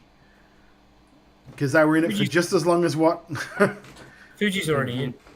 Yeah, I know, but doesn't mean you can't go in twice. Rick's gone in twice. Alrighty, let's touch base on some quicker Currently, stories. Andy works at Roffle. I don't know where Roffle is, but we can work it out. Great. We'll touch on these ones quickly. President and COO of TKO Holdings Group, Mark Shapiro, held a meeting in Stamford, Connecticut on Monday and said that WWE will begin using Las Vegas as a developmental territory. However, it's not clear if that's planned to replace the Performance Center in Orlando or be in addition to it. WWE's denied the story. They say that Mark talked about Las Vegas at the meeting, but only as an area for future growth. They addressed potentially opening a headquarters there at some point. However, there are no definite plans to move the Performance Center to Las Vegas, and certainly not anytime soon. Another kind of backstage WWE. Sorry, before you, because I think they might open up another Performance Center. That makes sense to me to have another on both coasts. So it's something that's not really news. It's just a thing. Yeah. But I think, because I heard it today too on Wrestling Observer Radio. And I can't remember who it was. Brought up a good point. It might have been. It wasn't Brian. It was Mike. Mike brought up the point. Maybe what they should do is the guys that are the NIL guys, the guys that are just really breaking in, just like haven't really learnt wrestling yet, they're fresh in. They go to like Vegas or they go to Orlando, and then the guys that are on TV, the guys that are like ready to go. That's when you go to the other place that are always doing the TVs and stuff like that. So you have somewhere that they can develop that's away from the TV thing. And when they're ready for it, then they move to that. That to me makes a lot of sense if they opened up a thing on different coasts. Yeah, absolutely. Kevin Owens reportedly doesn't have a lot of time left on his WWE contract. The 40-year-old former Universal Champion revealed in an interview with Metro UK in May that he had 9 months left until his deal expired. He recently told Sports Illustrated The Takedown that the only thing that's changed regarding his contractual status since then is that there's now less time remaining on the agreement. So theoretically, 6 months left on Kevin Owens' contract. Personally, I don't see him leaving WWE. He's always been someone that it seems like Triple H has a really positive opinion on and is in really good positions. I don't really see him going anywhere. He's also what's he doing? What's he doing this weekend? He's also very, very well known to kind of work people a little bit. So it wouldn't entirely surprise me if he's actually already signed an agreement or an extension at least, and then with the rest to be hashed out. I can't see Owens going anywhere either. He's in the main event this weekend, as Todd said. So let's be honest. Speaking of WWE Bash in Berlin, Saturday, August 31st, here's the card so far. The undisputed WWE Champion Cody Rhodes will defend against Kevin Owens. WWE World Heavyweight Champion Gunther defends against Randy Orton. WWE Women's Tag Team Champions, the Unholy Union, Alba Fire and Isla Dawn, will defend against Jade Cargill and Bianca Belair.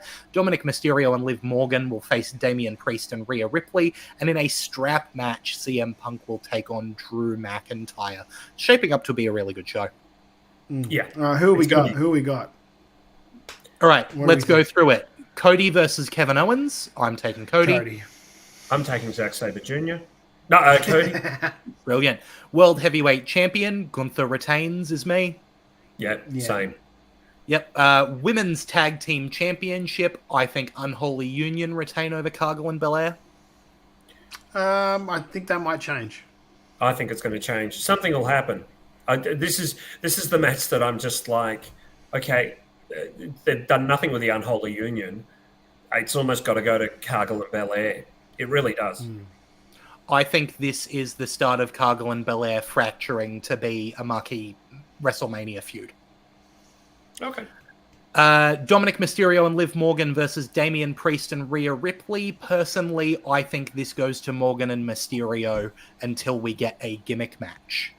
I agree with you. Yeah, it's hard, isn't it? You just, I can see what you're thinking. Like, I can see your thinking behind it, but I can also see him just like giving it for the pop of Damian and Rhea. Mm-hmm. Make a call, Todd. Oh fuck! I'll go against you guys. I'll say Damian and Rhea.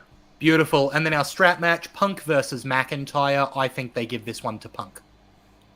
I'm flipping a coin. Just seriously, I think they give this one to McIntyre. Did they mention what the rules are with this? Yeah, it's beaten until you cannot stand up. So it's basically like a Texas death match, but except without the pinning. The last man standing with a strap. That's what they said on Monday, but the week before, Punk contradicted that by saying, "I want to touch all four corners of the ring." So who knows? At the moment, I think it is. You just go until you can stand up, Texas deathmatch style, or last man standing strap match. But who knows? Yeah, like I said last week, I prefer it that way than touching the corners. Please don't do touching the corners. Todd, make a call. Punk or McIntyre? It's got to be Punk. After as much as he's given, like Drew, like Drew beat him on the first match with Seth being the ref. Yep. So I think it's time Punk gets his win back. It's going to be great. Absolutely. So there's our predictions for Bash in Berlin this Saturday. Let's take a look over at the other side of the American wrestling landscape and talk about AEW. Do we want the Excalibur impression while I run through this 12-match card? Do the Excalibur for the pre-show. Yeah. Alrighty. So the pre-show, the AEW All In London 2024 0 Hour, featured a 16-man tag team match where the winners were Action Andretti, Kip Sabian, Kyle Fletcher, Leo Rush, Rocky Romero, Tommy Billington, and Top Flight, Dante Martin and Darius Martin, defeating Anthony Ogogo, Arya Davari, Jay Lethal, Private Party, Isaiah Cassidy and Mark Quinn, Satnam Singh, and the Dark Order, Alex Reynolds and John Silver, accompanied by Evil Uno and Sanjay Dutt. Then there was a mixed tag team where Tomohiro Ishii and Willow Nightingale defeated Chris Statlander and Stokely Hathaway to determine the gimmick for the match for the CMLL women's title, being defended by Willow Nightingale All Out. Then Dustin Rhodes, Katsuyori Shibata, Sammy Guevara, and the Von Erichs, Marshall Von Erich and Ross Von Erich, accompanied by Kevin Von Erich, defeated the Cage of Agony, Bishop Korn, Brian Cage, Toa Leona, and the Undisputed Kingdom, Matt Taven and Mike Bennett. That was a lot of people on a pre-show. Yeah. I tell you what, though, like, we're going to talk about it soon, right? Like, AEW are going to come to Australia. Are they? And I hadn't heard. And not only that, they're going to come to our hometown. So what I've been thinking, right, and there's nothing behind this, and nothing is going to happen, because I know nothing's going to happen. but I haven't had a match in ages. So I think I want a match against someone in AEW. But I want a match against the guy that has not only been in AEW, I want someone who's been in Ring of Honor. I want someone who's been in NXT. So right now, Stokely Hathaway, I'm calling you out, pal. I saw you wrestle. I don't care. Tomohiro Ishii, he's not me. He can't beat me. I'll beat him. I'll take him. Very cool. Somebody get word to Stokely. Tomohiro Ishii. I'd pay to see that. Pario Magazine wants Todd versus Yuta. Oh, yeah. Todd versus Todd's favorite wrestler. Yuta couldn't handle this. I mean, I'm more afraid of Stokely. There's definitely spots on the card that you can go into, Todd, considering that 3-match pre-show had 30 wrestlers and 3 managers. And let's be honest. Look, there's going to be room enough for you to cram on the main card, probably, because Tony likes putting 75 matches on a card. Speaking of, AEW All In London 2024 opened with AEW World Trios. Let's go one by one through this so we can talk. Yeah.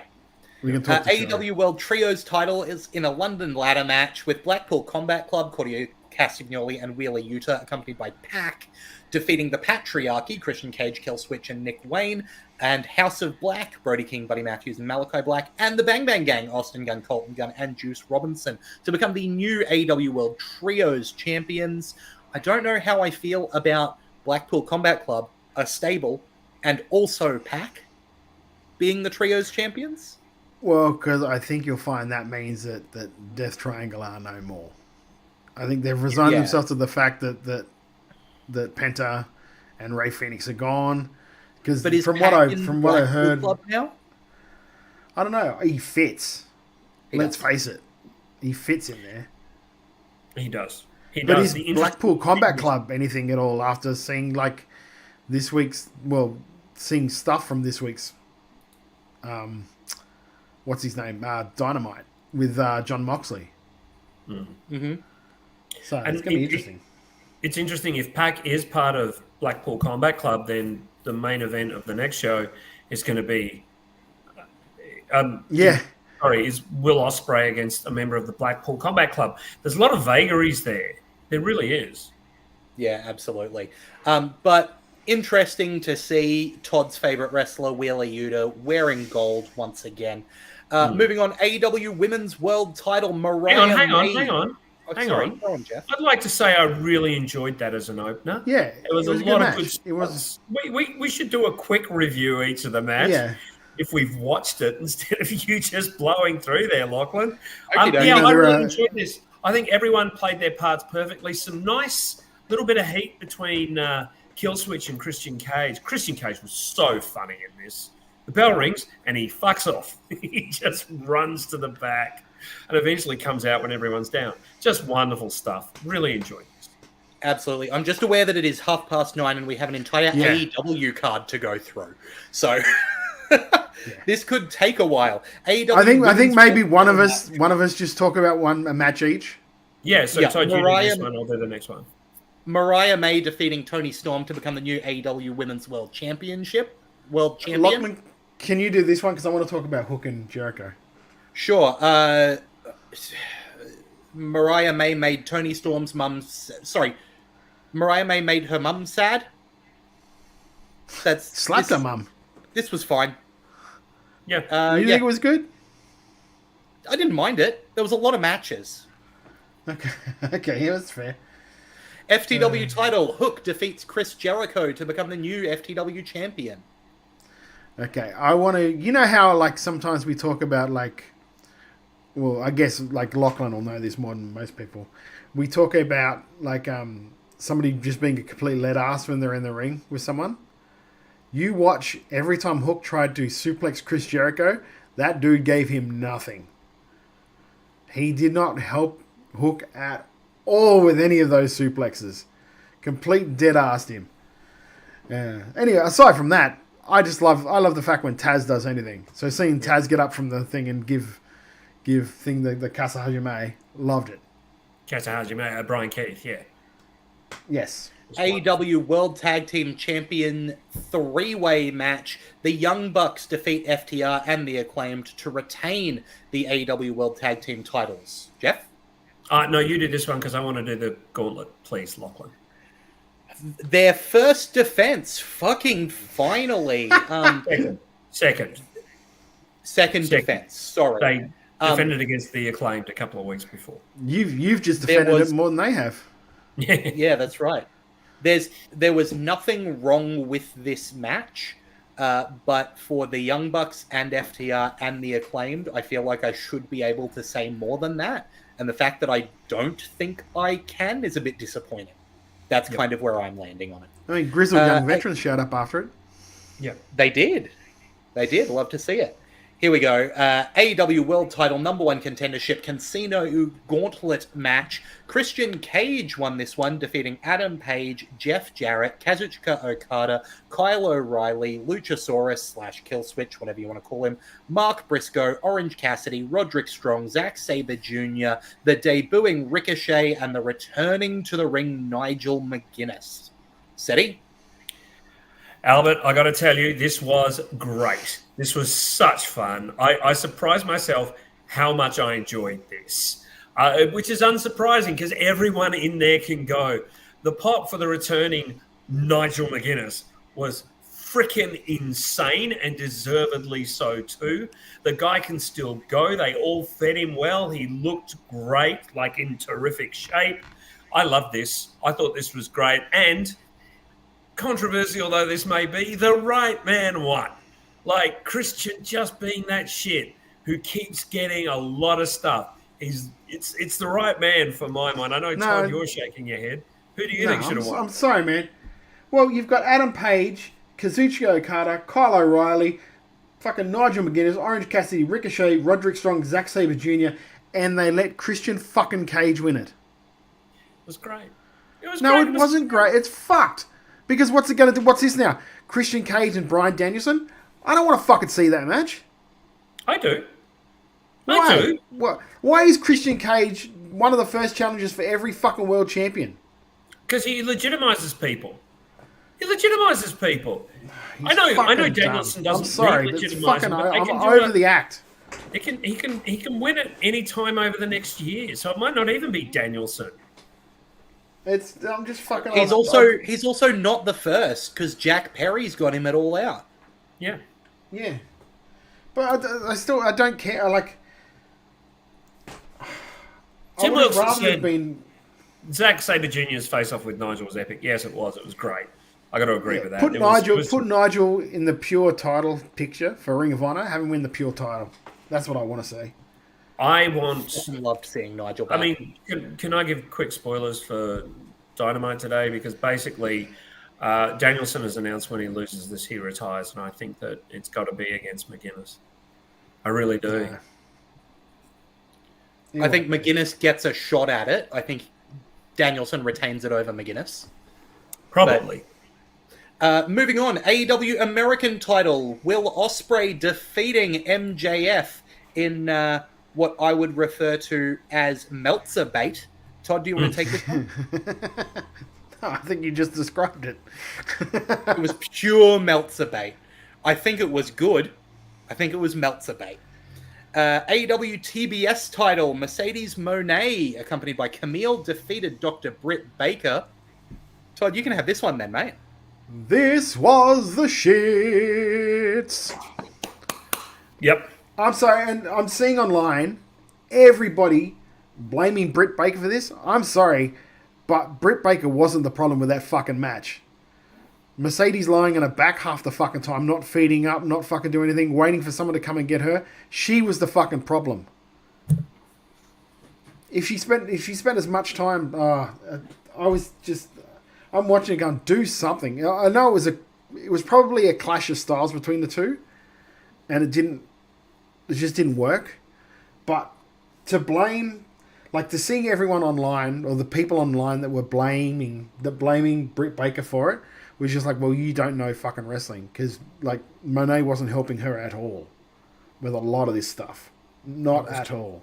It was tough. One question I have, right? People keep saying like, Mercedes Moné, like, star of Mandalorian, or was in The Mandalorian, right? And I know, Jeff, you'll make that joke. What's that? The Mandalorian. The funniest, the funniest thing is, right, you can go online and watch all of her clips from The Mandalorian. Do you know how long it lasts? 90 seconds. Yeah. She spent 90 seconds in that, and she had one line. She's not a fucking star of The Mandalorian. She was a bit player. Anyway, I hated that match. I thought it was terrible. AEW TNT title coffin match. Jack Perry defeats Darby Allin. Jeff. It happened. Can we move on? Sting. This whole moment was just exactly to build up the return of Sting. This match was terrible. This match was absolutely terrible. And, I know that I'm not a fan of deathmatch per se, but this was just... There was nothing to it. And then at the end, when they threatened Darby by covering him in... I know it's a heel tactic and you get the match, and then Sting runs out and blah, blah, blah, blah, blah, blah. But this wasn't good. This wasn't good television. And one thing I want in wrestling is good television. And this was 10 minutes of not good television. Mm-hmm. And main event, AEW World Title versus Korea. Bryan Danielson defeats Swerve Strickland to become the new AEW World Champion. Predictable, but bloody good match. Yeah, I think the moment at 30 was better, but the match here was... The moment at 30 was better, but the match here was far, far, far superior. Really enjoyed the match. Yeah, Danielson and Strickland are both fantastic wrestlers. Alex Fireheart said, I like the match, too many finishes. I don't necessarily disagree, but I thought it was... That's the AEW style, though. That's just something that if you watch AEW, you just have to get used to. You have to accept that they're going to hit 1,000 finishes and kick out of them. That's just what they do. Yep. Let's talk about September 7th is going to be All Out 2024 from Chicago. So this is just over a week away. The card so far has Bryan Danielson versus Jack Perry for the AEW World Championship, Will Ospreay versus Pac for the AEW International Championship, Willow Nightingale versus Chris Statlander in a Chicago street fight for the CMLL Women's World Championship, Swerve Strickland versus Hangman Adam Page in a steel cage, and MJF versus Daniel Garcia. Some other potential additions for this show include Saraya versus Jamie Hayter, FTR versus Grizzled Young Vets, and Okada versus Claudio Castagnoli. There's so little time after a big show for another big show. Could you imagine if they were... Because originally this was supposed to run this weekend. Could you imagine if that was going to happen this weekend after that? Unconscionable.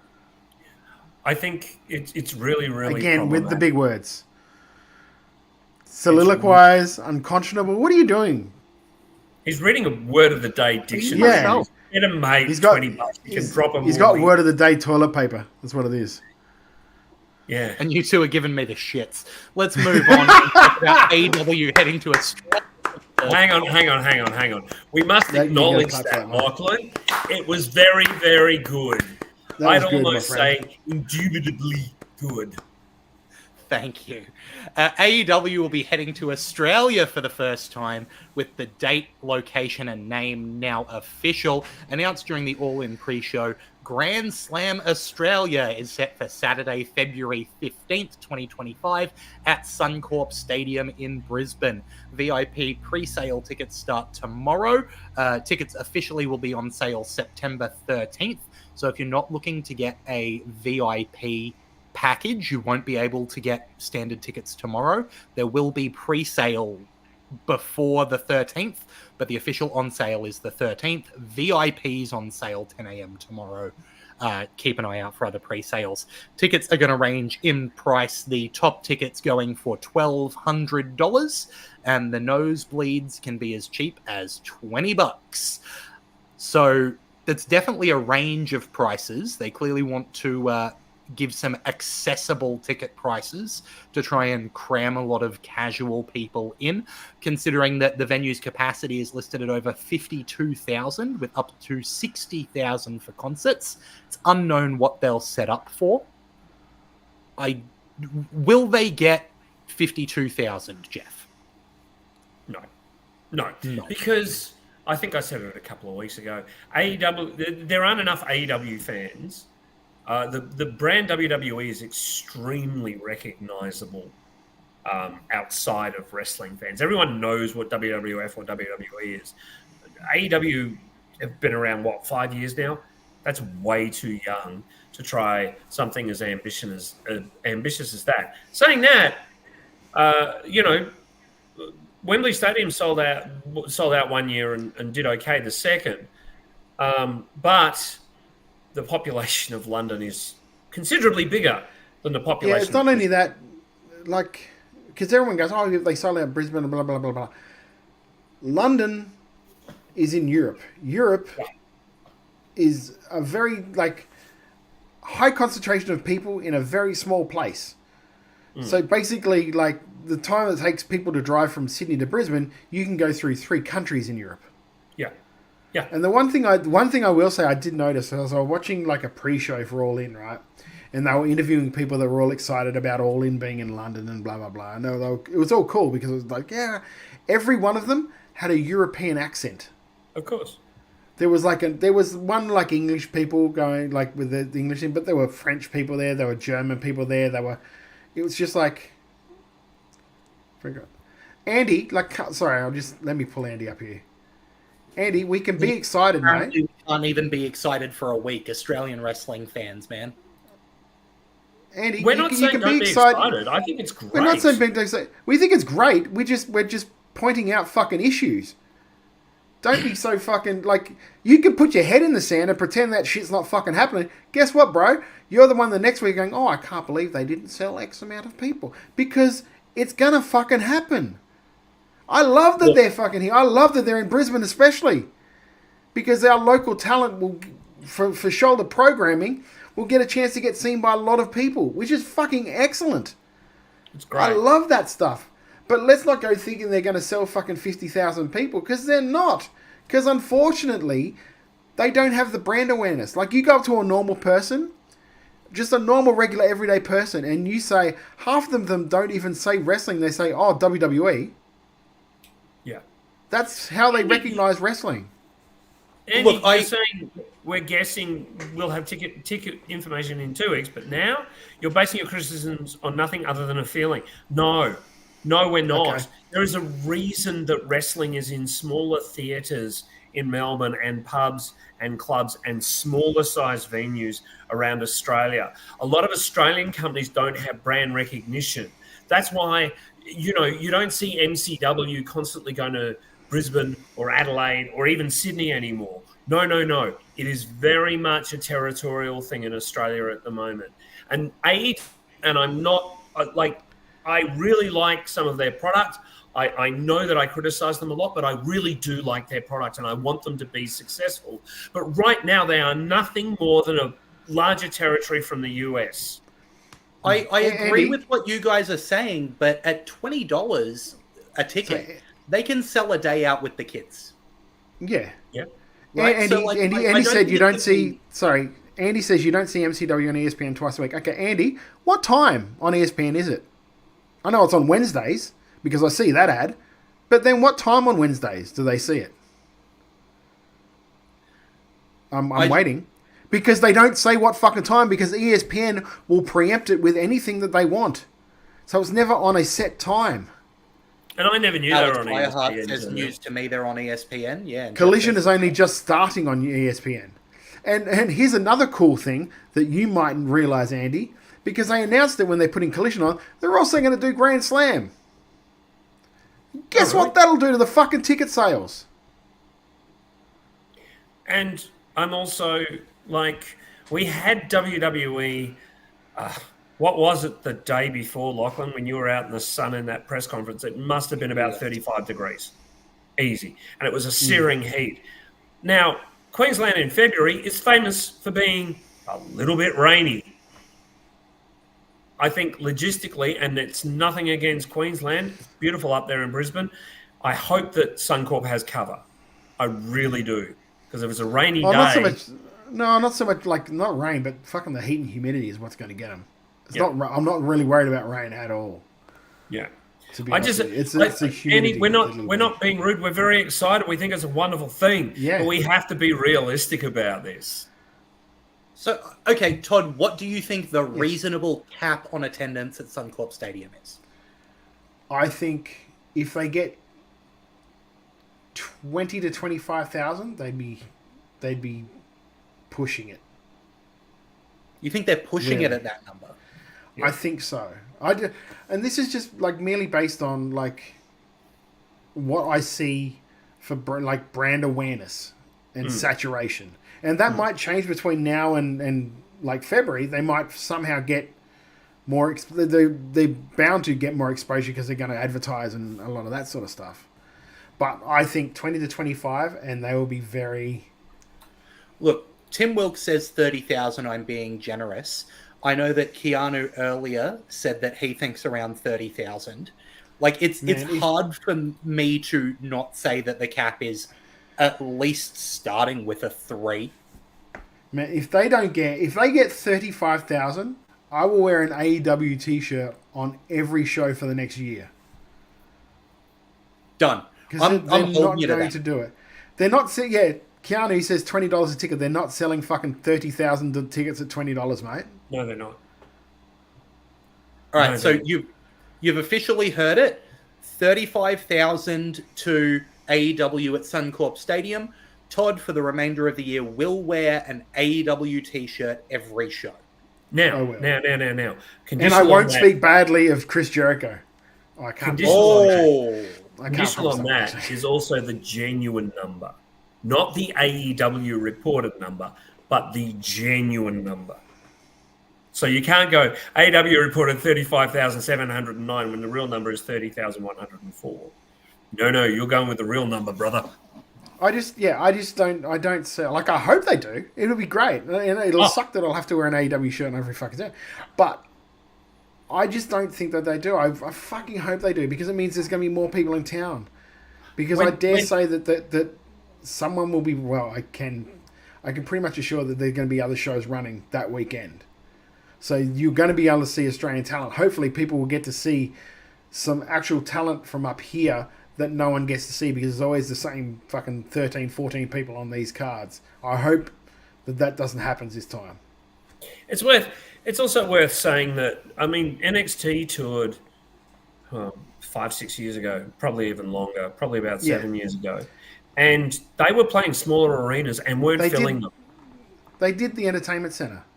Yeah, they did. That's what they should have done. Like, they should have done entertainment center, or like the bloody, like the Rod Laver in, like, I'm glad it's in Brisbane, but I'm like that place would have been ideal for me, because that's when UFC first came to Australia, they ran the Rod Laver.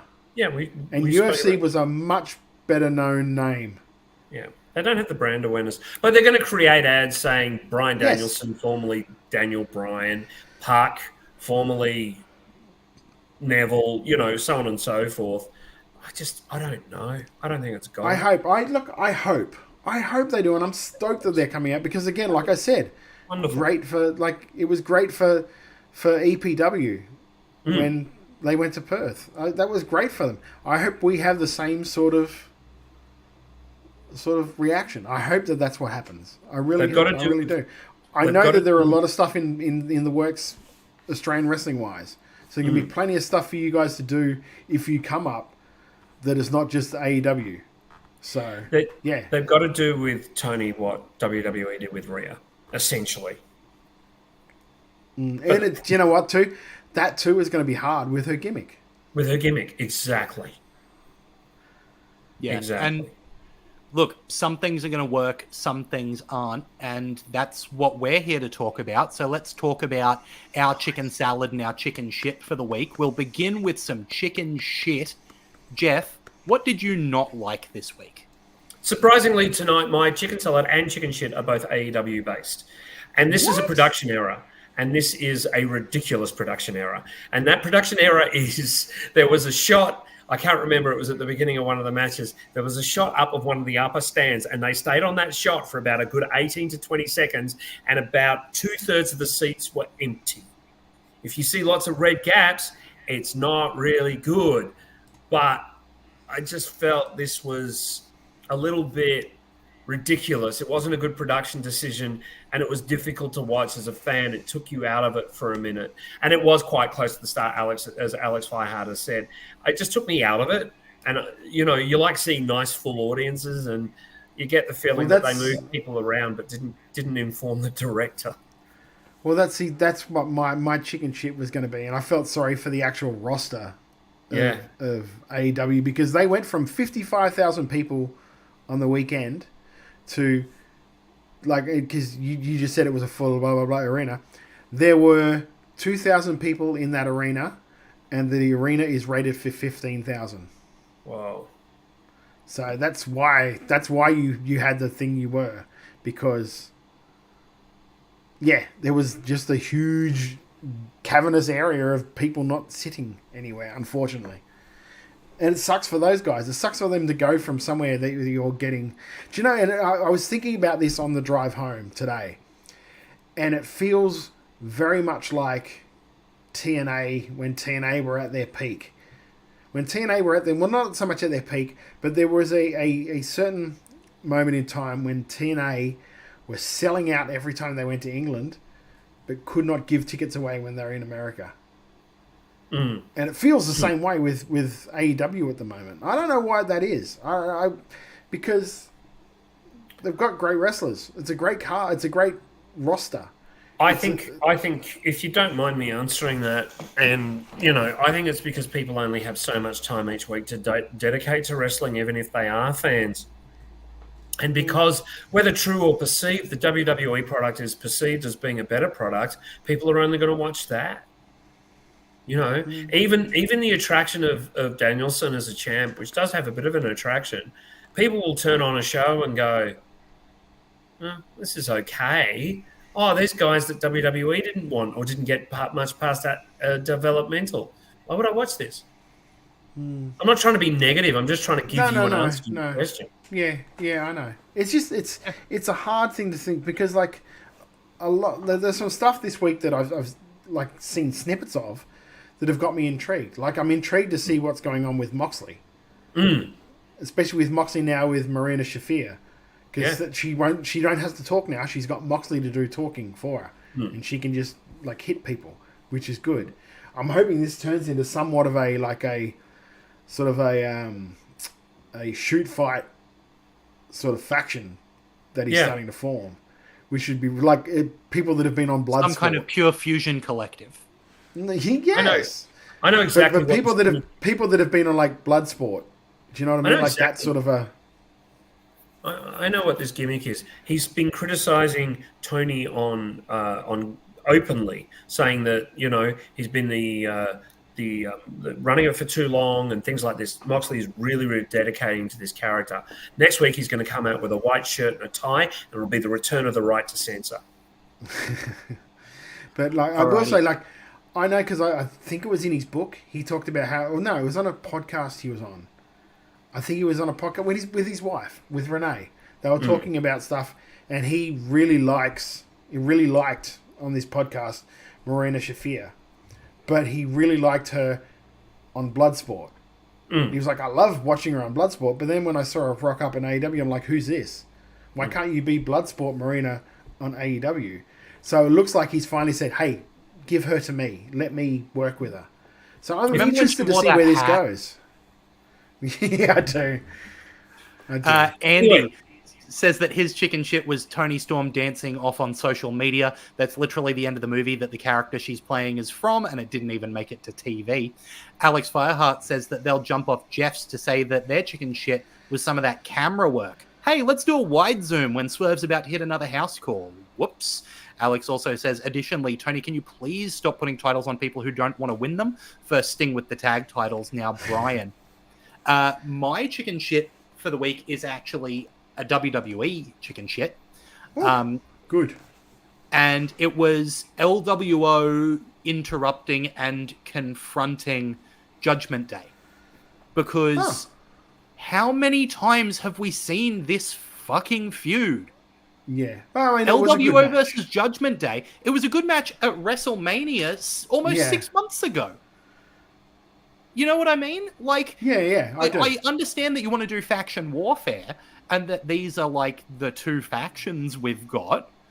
I can only watch the same people feud so many times. And yes, it's slightly different now because Carlito is on the other side. Whoop-de-frickin' do. It's the same feud. I think it was to establish the new Judgment Day. I think it was to give them a good commencement. And I kind of get that. I enjoyed it. It also did stuff like it gave like Dragon Lee a little bit of exposure. And Dragon Lee hasn't really had that much exposure at all. And they got to do the spot which they always love doing with what's his name doing the slingshot dive, which is amazing. That looks amazing every time they do it. It's so good. But yeah, you're 100% right. It very much reeks of like was it DOA versus like Los Boricuas. I'm just thinking. There you go. Thank you. I was trying to think of the name. It's like DOA versus Los Boricuas that happened every friggin' week for 6 months in the Attitude Era. There's a lot of shit in the Attitude Era that was terrible, which we forget about because we always remember the good moments. I think in the wide view of these things, we'll probably think about this like that in 20 years. Speaking about the good moments, Jeff, what's your chicken salad for the week? Well, it's so difficult to go past that main event. Swerve Strickland and Bryan Danielson, two very, very, very good wrestlers. Did I agree with the ending? I like the moment with the family. There were some awful shots of that poor family. That poor boy was completely disinterested in everything that was going on, except occasionally he'd put his hands up for his dad. When I think he was very, very... Danielson almost gave him a tiger driver. By his mum. It was very funny. Look, I think this was really, really nice. I love this match. I thought, surprisingly to have an AEW chicken salad for me, but unsurprisingly to know it's a Bryan Danielson match. He is obviously winding down his career, and I think the day he retires will be a very sad day. See, he's not going to retire, though. He'll come back. He'll retire from full-time. He'll do matches here and there, which is good. It's still going to be good. Probably. Yeah. Todd, you might have my chicken salad. Do you want to let it fly? Well, I've got I have a couple, so you can do one, mate. Because if you steal mine, then I can. Cool. He's always got backups now. Yeah. AEW's coming to Brisbane. Oh, you motherfucker! No. It's so cool. Like, I was probably going to see wherever they came to Australia, but the fact that I can drive an hour and see Bryan Danielson. And get a train. Yes. The train goes to Sun. For those of you that are travelling into, like, Brisbane, the trains stop at Suncorp Stadium. So you don't have to worry about taxis or Ubers or any of that shit. Just get your public transport and you're going to be fine. Yeah.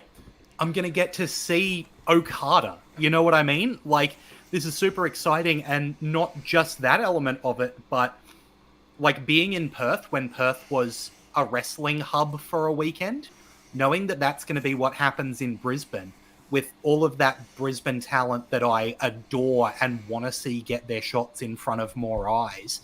Like, we talked earlier in the show about how good it is to see Mitch Ryder getting in front of people on Conquest. The more people see Mitch Ryder work, the better. And that's just one name. If I started listing off all of the Brisbane names that I'm excited to see people finally notice, we'd be here all night. Yeah. It's going to be bloody brilliant. Yes, I mean, I'm hoping that something happens where people will get to see a Zig Andino, EC Diamond, not just because Bobby Bishop and Yeet Stevens and Mitch Ryder, they're the guys that you see pretty much on WSW cards, the Outback Adams. You pretty much get to see them on World Series Wrestling cards in Brisbane because that's who World Series Wrestling like to bring in. They like those guys. They use those guys. So you're not getting to see a lot of like Big Boy Renegade. There's going to be a whole heap of people that you haven't heard from that you've probably, the Moka Kai Toa, like Culture, like Eugenie, like Christina Cade, Billy Mack. There's so many, I'm just reeling off names right now. Lions. Yes, so many. 13. You've got Jesse Love. There's so many guys in Brisbane that I want people to get a chance to see. and I really hope that's what happens. I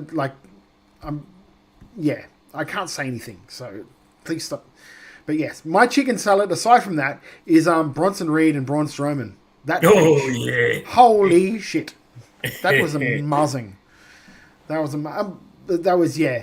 was great. Big meaty men bumping meat. Which is good. And it's good to see that they're really putting stuff behind Bronson now. Because I was almost afraid that they were going to let Braun stop him. Because a couple of years ago, that's probably what would have happened. Braun would have come back and beat him, and that would have been the end of Bronson's run. Do you know what I mean? Evidently, Braun is carrying an injury, which is why they kind of gave the match that ending. They gave him a lot to do, but then it was his last match for a little while, which is great because at the moment, Bronson's the guy who's riding out the guys that are injured, which really gives him huge momentum. Really happy for Jonah. I think he deserves this, and good for him. He's been very patient.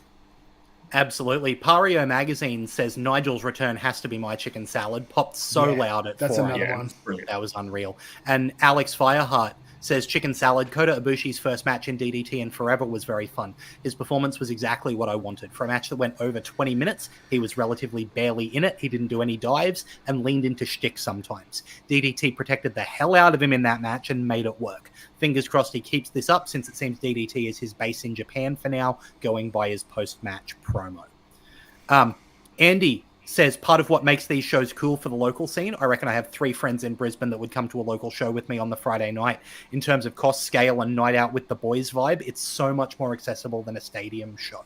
Yes, absolutely. Local wrestling is where it's at. And speaking of Aussie wrestling, you can go out this weekend and see an Aussie wrestling show. If you're in New South Wales, Rock and Roll Wrestling has the final cut this Saturday, August 31st. If you're in the Northern Territory, Top End Wrestling has one hot August night, Saturday, August 31st. That one's going to be huge. I know it's got Sam Cannon in that show and Gino Gambino.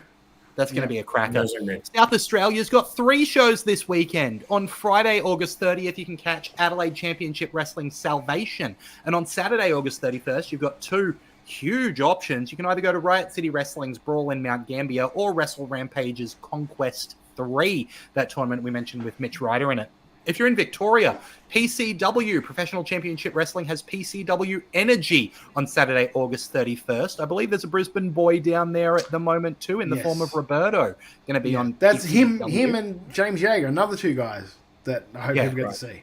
Great. So Victoria's got PCW on Saturday, August 31st, and Western Australia has New Horizons Pro Wrestling's Guardians of Wrestling on Saturday, August 31st. There is so much wrestling in Australia, and the way to keep up with it is to subscribe to Wrestle Radio Australia. You can do it on YouTube, Apple Podcasts, Spotify, Podcast Addict, wherever you get your podcasts from. You can subscribe to Wrestle Radio Australia. You can come to twitch.tv/Wrestle Radio Australia, hit the follow button to get notified whenever we go live, hit the subscribe button if you really want to support what we're doing, because it makes a big difference. By the way, if you're on Apple Podcasts and you're subscribed there, please give us a rating and a 5-star review, because that helps us get out to more people. And you can also share what we're doing on social media. We're at Wrestle Radio AU on Twitter and Instagram, Wrestle Radio Australia on Facebook. If you want to follow us individually, Todd is at Beast Eastman. I am at Lachlan Albert. Jeff is at Jeff_Seti. Down there it says at Wrestle_Brainia. What's going on with WrestleBrainia, Jeff?